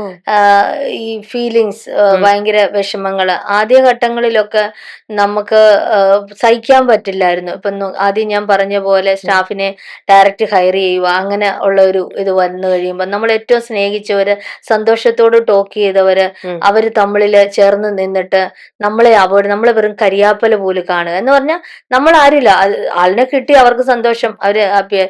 നമ്മുടെ ഓഫീസില് ഒരു ചെറിയൊരു എമൗണ്ട് നമ്മൾ കമ്പനി ലൈബിലിറ്റിയിലുള്ളതാണ്, GST കാര്യങ്ങളൊക്കെ അടയ്ക്കുന്ന ഒരു സ്ഥാപനമാണ്. ഉം. അപ്പൊ അതും എല്ലാം കോട്ട് ചെയ്തിട്ട് നമ്മൾ, അപ്പൊ സ്റ്റാഫിനെ അവർ ഇൻഫ്ലുവൻസ് ചെയ്യുന്ന, ഞാൻ അതുകൂടെ തരാം എന്ന് പറയാൻ, സ്റ്റാഫും അതുപോലെ തന്നെ കൊടുക്കണ്ട, അവര് വെറുതെ അവിടെ AC-യിൽ ഇരിക്കുമല്ലേ. പക്ഷെ മെന്റലി നമ്മൾ ഉം. ഭയങ്കരമായിട്ട് ശരി. സ്ട്രെസ്സിലാണ് നമ്മൾ നമ്മുടെ വർക്ക് ചെയ്യുന്നത്. ഉം. നമ്മൾ എപ്പോഴും നീറ്റ് ആൻഡ് ടൈഡി ആയിട്ട് ഹാപ്പി ആയിട്ട് വരുന്നവരോട് സന്തോഷത്തോട് ചിരിക്കുമ്പോൾ ഇവരിയിരിക്കുന്ന നമ്മളാണ് ഏറ്റവും കൂടുതൽ ഇവരെക്കാട്ടിലും കൂടുതൽ സന്തോഷിച്ച് അല്ലെങ്കിൽ സുഖിച്ചിരിക്കുന്നവരെന്ന്. ഒരിക്കലുമല്ല. അവർക്ക് ആ ഒരു പർട്ടിക്കുലർ പേഴ്സണെ നോക്കിയാൽ മതി. ഉം, പക്ഷെ അതിനേക്കാളും കൂടുതൽ ഉം. വോളിയം ചെയ്യുന്നവര് അല്ലെങ്കിൽ അത്രയും പേർക്ക് സർവീസ് കൊടുക്കുന്നവർക്ക് ഉണ്ടാകുന്ന സ്ട്രെസ് എന്ന് പറയുന്നത് അത് ഭയങ്കര, ഇറ്റ് ഇസ് ടു മച്ച്. ഇപ്പൊ ചേച്ചിക്ക് എപ്പോഴെങ്കിലും തോന്നുന്നുണ്ടോ, ചേച്ചിയായിട്ട് നഴ്സിംഗ് പ്രൊഫഷൻ എടുത്തോണ്ടിരുന്ന സമയത്ത് ചേച്ചി എത്രയോ പേരെ പരിചരിച്ചിട്ടുണ്ട് അതെ, അല്ലെ? അതെ, അന്ന് ചേച്ചി പറഞ്ഞ പോലെ എല്ലാവരുടെ അടുത്തും ജോളിയായിട്ട് അതെ, സംസാരിച്ചോടെ നടന്ന ജോളി ചേച്ചി, അതെ, ജോളി സിസ്റ്റർ.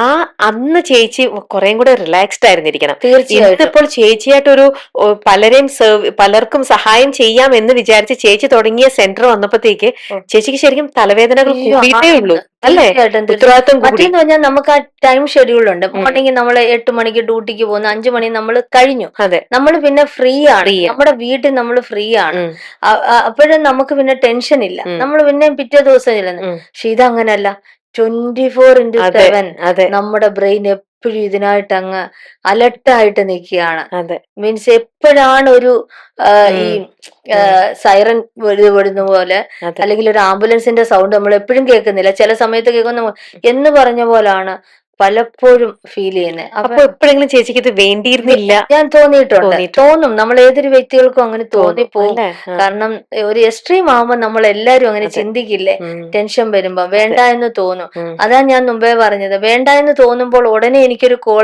ആശ്വാസത്തിന്റെ കോളായിരിക്കും വരുന്നത്. ഉം. അപ്പൊ വീണ്ടും എഗെയിൻ അതിലേക്ക് ഞാൻ പോകും. വരികയാണ്. എനിക്കിപ്പോ പ്രായം 55 വയസ്സായി. ഉം, ഞാനിപ്പോ ഈ ഒരു കെയർ ഹോമിലേക്ക് കൂടുതൽ ഫോക്കസ് ചെയ്യാൻ പോകുന്നത് ഉം. ഹോം കെയർ സ്റ്റോപ്പ് ചെയ്യാൻ വേണ്ടി തന്നെയാണ്. ആണോ? അതെ, ഓ. അതെ. കാരണം എനിക്ക് ഒത്തിരി സ്ട്രഗിൾ ചെയ്തു ഞാൻ.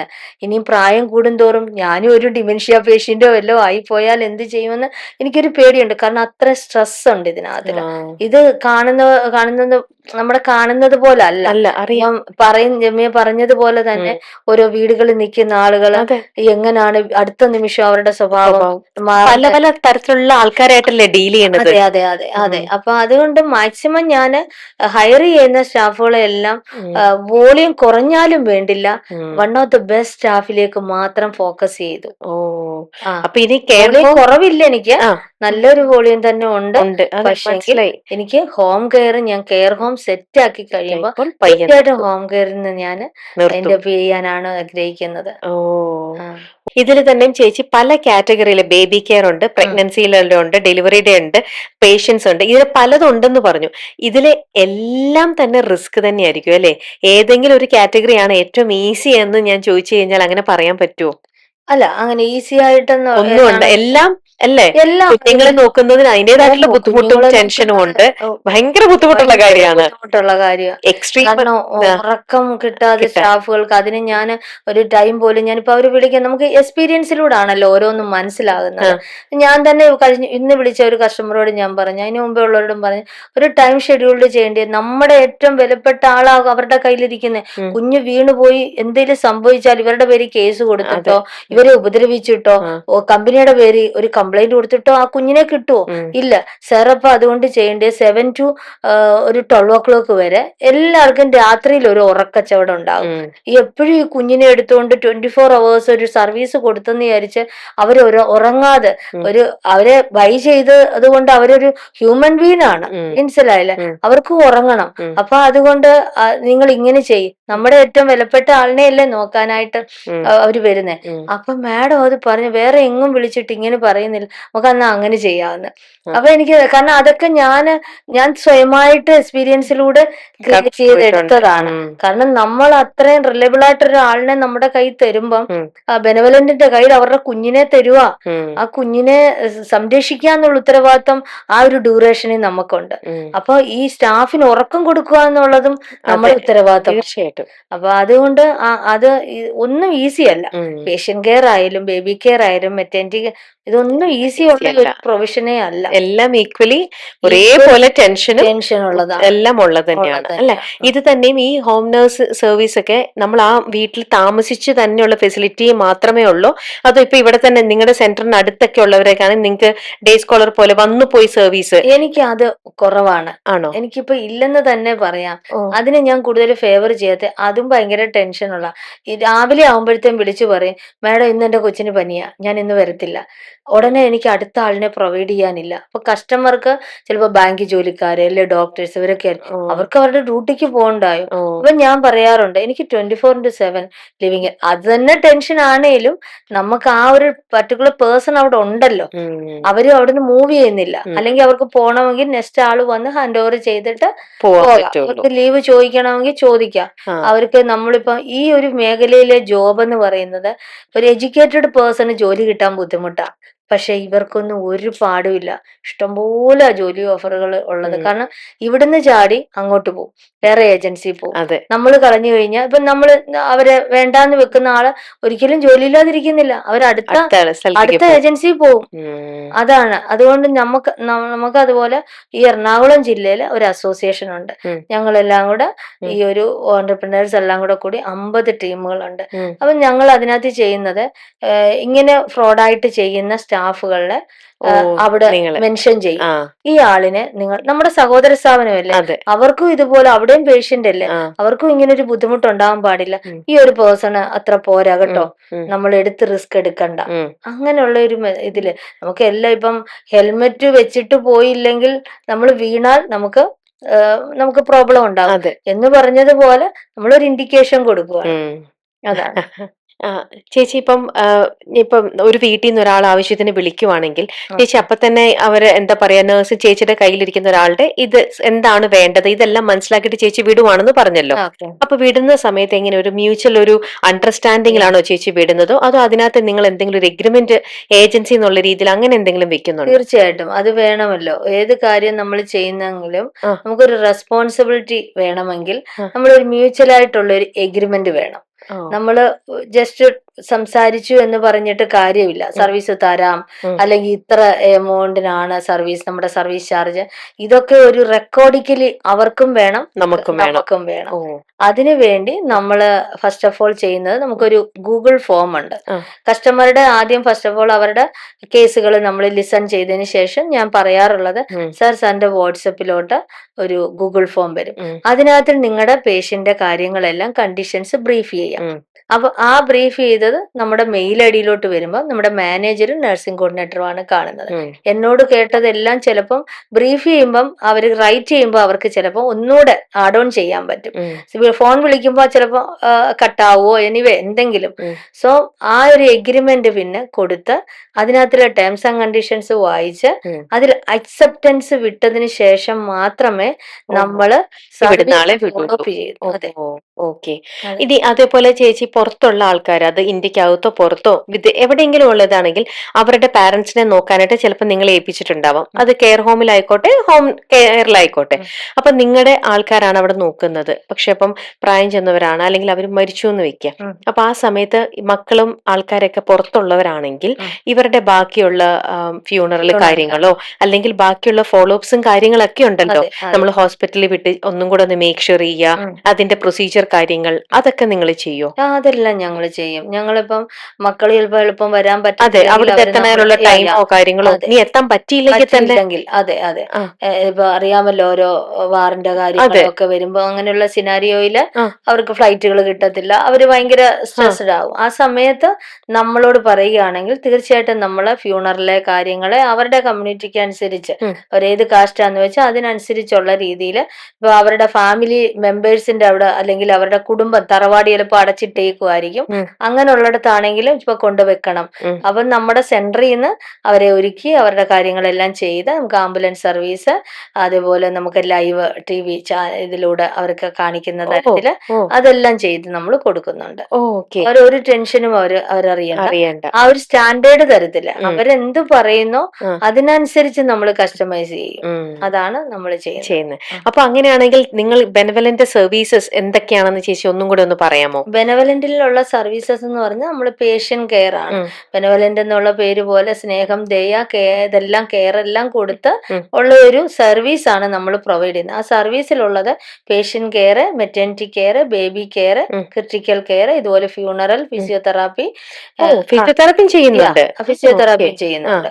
കാരണം ചില പേഷ്യൻസിന് ഈ സ്ട്രോക്ക് ഒക്കെ വന്നവർക്കൊക്കെ എന്ന് പറഞ്ഞാൽ അവരുടെ കൈ കാലൊക്കെ ആ അനങ്ങില്ലല്ലോ, ആ പാരലൈസ്ഡ് ആയിട്ടുള്ള പേഷ്യന്റ് ഉണ്ട്, ഉം, അവർക്ക് തീർച്ചയായിട്ടും ഫിസിയോതെറാപ്പി കൊടുക്കണം.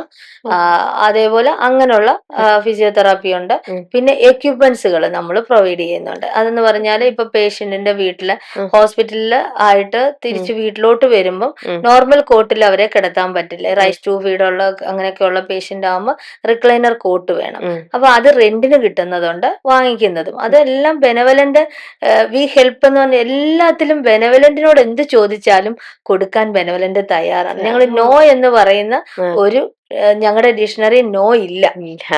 അതാണ്. പറ്റുന്നതാണെങ്കിൽ മാക്സിമം നിങ്ങൾ അവിടെ ഹെൽപ്പ് തീർച്ചയായിട്ടും ചെയ്യാൻ നിങ്ങളുടെ തീർച്ചയായിട്ടും ഹെൽപ്പിംഗ് ഹാൻഡ് ഉണ്ടാവും അവിടെ. തീർച്ചയായിട്ടും ഹെൽപ്പിംഗ് ഹാൻഡ് ഉണ്ടാവും. ഉണ്ടാവും. അപ്പോ ലാസ്റ്റ് ഒരേ ഒരു ചോദ്യം കൂടെ ചോദിച്ചോട്ടെ. ഇത്രയധികം വേദനകളും വിഷമങ്ങളും പരിഭവങ്ങളും ഇതെല്ലാം എപ്പോഴും കണ്ടുകൊണ്ടിരിക്കുന്ന ചേച്ചിയും ചേച്ചിയുടെ ടീമും ഉണ്ടല്ലോ. അതെ. നിങ്ങളുടെ ഹാപ്പിനെസ് എന്ന് പറയണത് അത് ഇവർക്കുള്ളൊരു സർവീസ് ചെയ്തു കൊടുക്കുന്നത് മാത്രമാണോ? എങ്ങനെയാ നിങ്ങളുടെ ഹാപ്പിനെസ് നിങ്ങൾ എവിടുന്ന് കണ്ടുപിടിക്കുന്നു? എങ്ങനെയാ നിങ്ങൾ സന്തോഷിക്കുന്നത്? നമ്മൾ സന്തോഷിക്കുന്നതെന്ന് പറഞ്ഞാൽ നമ്മുടെ സ്റ്റാഫുകള് അല്ലെങ്കിൽ ഞങ്ങൾ എല്ലാവരും കൂടെ സന്തോഷിക്കുന്ന എന്റർടൈൻമെന്റ് ഞാൻ പറഞ്ഞല്ലോ, അവർക്ക് ഇതുപോലെ അവരുടെ ബർത്ത്ഡേ സെലിബ്രേറ്റ് ചെയ്യിക്കുക, ആ പിന്നെ ഞങ്ങളുടെ പേഷ്യന്റ് ഞങ്ങളുടെ കയ്യിലൂടെ റിക്കവറി ചെയ്തു വരുന്ന ദിവസം ആ ഞങ്ങൾക്കൊരു ഭയങ്കര ഹാപ്പിനെസ് ആണ്. ഉം, അങ്ങനെയുള്ള ഒരു സന്തോഷമാണ്. അതിൽ നമ്മുടെ സർവീസിൽ നമ്മൾ അച്ചീവ് ചെയ്യുമ്പോൾ ഉം. അതിൽ കിട്ടുന്ന ആ ഒരു പ്രകാശം ഉണ്ടല്ലോ, ശരിക്കും അതിലാണ് ഞങ്ങൾ ഏറ്റവും ഏറ്റവും കൂടുതൽ സന്തോഷം. സന്തോഷിക്കുന്നത്. ആ അത് അന്നത്തെ ദിവസം ഞങ്ങൾ ഓഫീസിലുള്ളവരും ഒക്കെ ആയിട്ട് നമ്മൾ പറഞ്ഞ് അതാണ് സന്തോഷം ഞങ്ങളുടേത്. സെലിബ്രേറ്റ് ചെയ്യാണ് അന്ന് സെലിബ്രേറ്റ് ചെയ്യുകയാണ്. ചെയ്യാണ്. പിന്നെ ഓണം അങ്ങനെയൊക്കെ ക്രിസ്മസ് ഇതൊക്കെ വരുമ്പം ആ ഈ കെയർ ഹോമിലുള്ള അമ്മമാരെ കൊണ്ട് ആ നമ്മുടെ ചിറ്റിലപ്പള്ളി ഇവിടെ അടുത്തുള്ളത് ഞാൻ പറയുകയാണ്, ആ ചിറ്റിലപ്പള്ളി സാറിന്റെ അവിടെ ഒരു ഇതുണ്ട്, എന്താ പിന്നെ ഫുഡൊക്കെ കഴിക്കാനുള്ള ഫുഡ് കോർട്ട്, ആ ഒരു എന്റർടൈൻമെന്റ് പ്ലേസ് ഉണ്ട്. അവിടെയൊക്കെ ഇവരെ കൊണ്ടുപോവുക, ഐസ്ക്രീം ആഹാ. വാങ്ങിച്ചു കൊടുക്കുക. ഓ അവരുടെ ആ ഒരു ചിരി, സന്തോഷം, നല്ലൊരു എൻവയറമെന്റിൽ അവരെ കൊണ്ടുപോകും. അങ്ങനെയൊക്കെ ചെയ്യിക്കാറുണ്ട്. അല്ലാതെ എല്ലാ ദിവസവും ഒരേപോലെ ആ മുറിയിൽ ഇങ്ങനെ ഇരുത്തുക അങ്ങനൊന്നും അല്ല. ഉം അങ്ങനെയുള്ള ഒരു കാര്യങ്ങളൊക്കെ നമ്മൾ എഫേർട്ട് ചെയ്ത് ചെയ്യുന്നുണ്ട്. വാവ് ബ്യൂട്ടിഫുൾ ചേച്ചി. എന്തായാലും നമ്മുടെ ഈ ഒരു കൊച്ചിക്ക് കൊച്ചിയിലാണ് ഇപ്പൊ ചേച്ചി ഈ ഒരു അതെ സെന്റർ എല്ലാം അതെ പ്ലാൻ അതെ. ചെയ്തിരിക്കുന്നത് അല്ലേ? ഈ കാക്കനാടാണ്. എല്ലാം. ആ പക്ഷെ സെന്റർ ഇവിടെയാണെങ്കിലും ഏത് സൈഡിൽ നിന്നുള്ള ആൾക്കാരെ വെൽക്കം ചെയ്യാൻ നിങ്ങളുടെ സെന്റർ തയ്യാറാണ്. തീർച്ചയായിട്ടും. ഇപ്പം നിലവിൽ ആ സെന്റർ വരുന്നോടം വരെ ഏത് സൈഡിലാണോ ആൾക്കാർ ഇരിക്കുന്നത് അങ്ങോട്ട് പോയി സേവനം അതെ കൊടുക്കാനും അതെ ബെനവലൻ തയ്യാറാണ് അതെ അല്ലെ? അതെ. അപ്പൊ ചേച്ചിയുടെ ഈ ഒരു യാത്ര ഒരു രീതിയിലും തളരാതെ, പലപ്പോഴും ചേച്ചി തളർന്ന് വീണു എന്ന് പറഞ്ഞിട്ടുണ്ട്. അതെ ഇനി അങ്ങോട്ട് തളരാതെ ചേച്ചി പറഞ്ഞ പോലെ സെലിബ്രേറ്റ് ചെയ്യാൻ പറ്റുന്ന തരത്തിലുള്ള ഒരുപാട് നല്ല മൊമെന്റ്സ് ഈ ബെനവലന്റിന് തരട്ടെ, അങ്ങനെ സമ്മാനിക്കട്ടെ ഭഗവാൻ എന്ന് ആശംസിക്കുന്നു. ഒരുപാട് സന്തോഷം. ഇതേപോലെ നല്ല രീതിയിൽ പോവാൻ ഉള്ള ആരോഗ്യം ചേച്ചിക്കും ചേച്ചിയുടെ ടീമിനും തരട്ടെ, അങ്ങനെയും പ്രാർത്ഥിക്കുന്നു കേട്ടോ. ഓക്കെ. താങ്ക് യു ചേച്ചി. Thank you for your thank you time. So much. ഇതിന്റെ പിന്നിൽ പ്രവർത്തിക്കുന്ന എല്ലാവർക്കും ഈ ഒരു അവസരം എനിക്ക് തന്നതിന്, ബെനവലന്റിനെ കുറിച്ച് ഇത്രയും ബ്രീഫ് ചെയ്യാനും, അല്ലെങ്കിൽ ബെനവലന്റ് എന്ന് പറയുന്ന സർവീസ് ഇവിടെ അതെ. എറണാകുളം അല്ലെങ്കിൽ ലോകം മൊത്തം കൊടുക്കണം, ആ ഒരു നിലപാടിലാണ് പൊയ്ക്കൊണ്ടിരിക്കുന്നത്. ആ. സോ എന്നാലും അതിനെക്കുറിച്ച് ഒന്നുകൂടെ ഈ പബ്ലിക് പ്ലാറ്റ്ഫോമിൽ ഒന്ന് ബ്രീഫ് ചെയ്യാൻ കിട്ടിയ ഈ വലിയ അനുഗ്രഹിക്കപ്പെട്ട ഒരു നല്ല സമയത്തിന് എല്ലാവരോടും നന്ദി. എസ്പെഷ്യലി എന്നോട് ചോദിക്കാൻ മനസ്സ് കാണിച്ച ഓരോ ഞാൻ അതിശയിച്ചു പോവാ രമ്യ അതിനകത്തിൽ എല്ലാ കാര്യവും പറയുന്നത്. കാരണം പേഷ്യന്റെ കാര്യങ്ങളല്ല അത്രയും മനസ്സിലാക്കുന്ന ഒരാള് ഭയങ്കര ബ്രില്യന്റ് ആയിട്ട് ചോദിച്ച് ആ ഒരു എല്ലാത്തിനും ആൻസർ പറയാൻ എങ്ങനെയായിരുന്നു എല്ലാം നല്ല ബ്യൂട്ടിഫുൾ ആയിട്ട് ചേച്ചി ആൻസർ പറഞ്ഞു. ഏറ്റവും എനിക്കിത് തോന്നിയത് ചേച്ചിയുടെ മനസ്സാണ്. ചേച്ചിയുടെ സർവീസിലൂടെ ചേച്ചി അന്ന് ജോളി സിസ്റ്റർ ആയിട്ട് നിന്ന സമയത്ത് എല്ലാവരുടെ അടുത്തും ജോളിയായിട്ട് നിന്നിരുന്ന സിസ്റ്റർ ഇന്ന് ആ ഒരു ഹോസ്പിറ്റലിലുള്ള പേഷ്യൻസിനെ മാത്രം ഹെൽപ്പ് ചെയ്യാതെ ലോകം മുഴുവൻ ആവശ്യമുള്ളവർക്ക് എന്റെ കരങ്ങൾ ഇതാ ഞാൻ നിങ്ങളിലേക്ക്, ആ ഒരു ചേച്ചിയുടെ വലിയ മനസ്സുണ്ടല്ലോ സർവീസ് ചെയ്യാനായിട്ട്, അത് എല്ലാവർക്കും ഒന്നും ഉള്ള മനസ്സല്ല ചേച്ചി. കാരണം പലപ്പോഴും ചേച്ചി വീണിട്ടുണ്ട്. എനിക്കിപ്പോ ചേച്ചി പറഞ്ഞ് കേട്ടപ്പോ തന്നെ മനസ്സിലാവുന്നുണ്ട് എത്ര ടെൻഷനുള്ള ജോലിയാണ് ചേച്ചി ചെയ്തുകൊണ്ടിരിക്കുന്നത് എന്നുള്ളത്. സമാധാനത്തോടെ ഉറങ്ങുന്നില്ല, ചിരിക്കുന്ന മുഖങ്ങൾ കാണുന്നില്ല. ആ ഒരു സമയത്തും ചേച്ചി ഇങ്ങനെ സ്ട്രോങ് ആയിട്ട് നിൽക്കുന്നുണ്ടല്ലോ. അതാണ് ഇനിയും ചേച്ചിയുടെ ടീമിന് അത്രയും സ്ട്രോങ് ആയിട്ട് തന്നെ നിൽക്കാൻ പറ്റട്ടെ. നിങ്ങൾക്കും നല്ല നല്ല മൊമെന്റ്സ്, സന്തോഷിക്കാൻ പറ്റുന്ന മൊമെന്റ്സ് കൂടുതലായിട്ട് ഉണ്ടാവട്ടെ എന്നും പ്രാർത്ഥിക്കുന്നു കേട്ടോ. Thank you.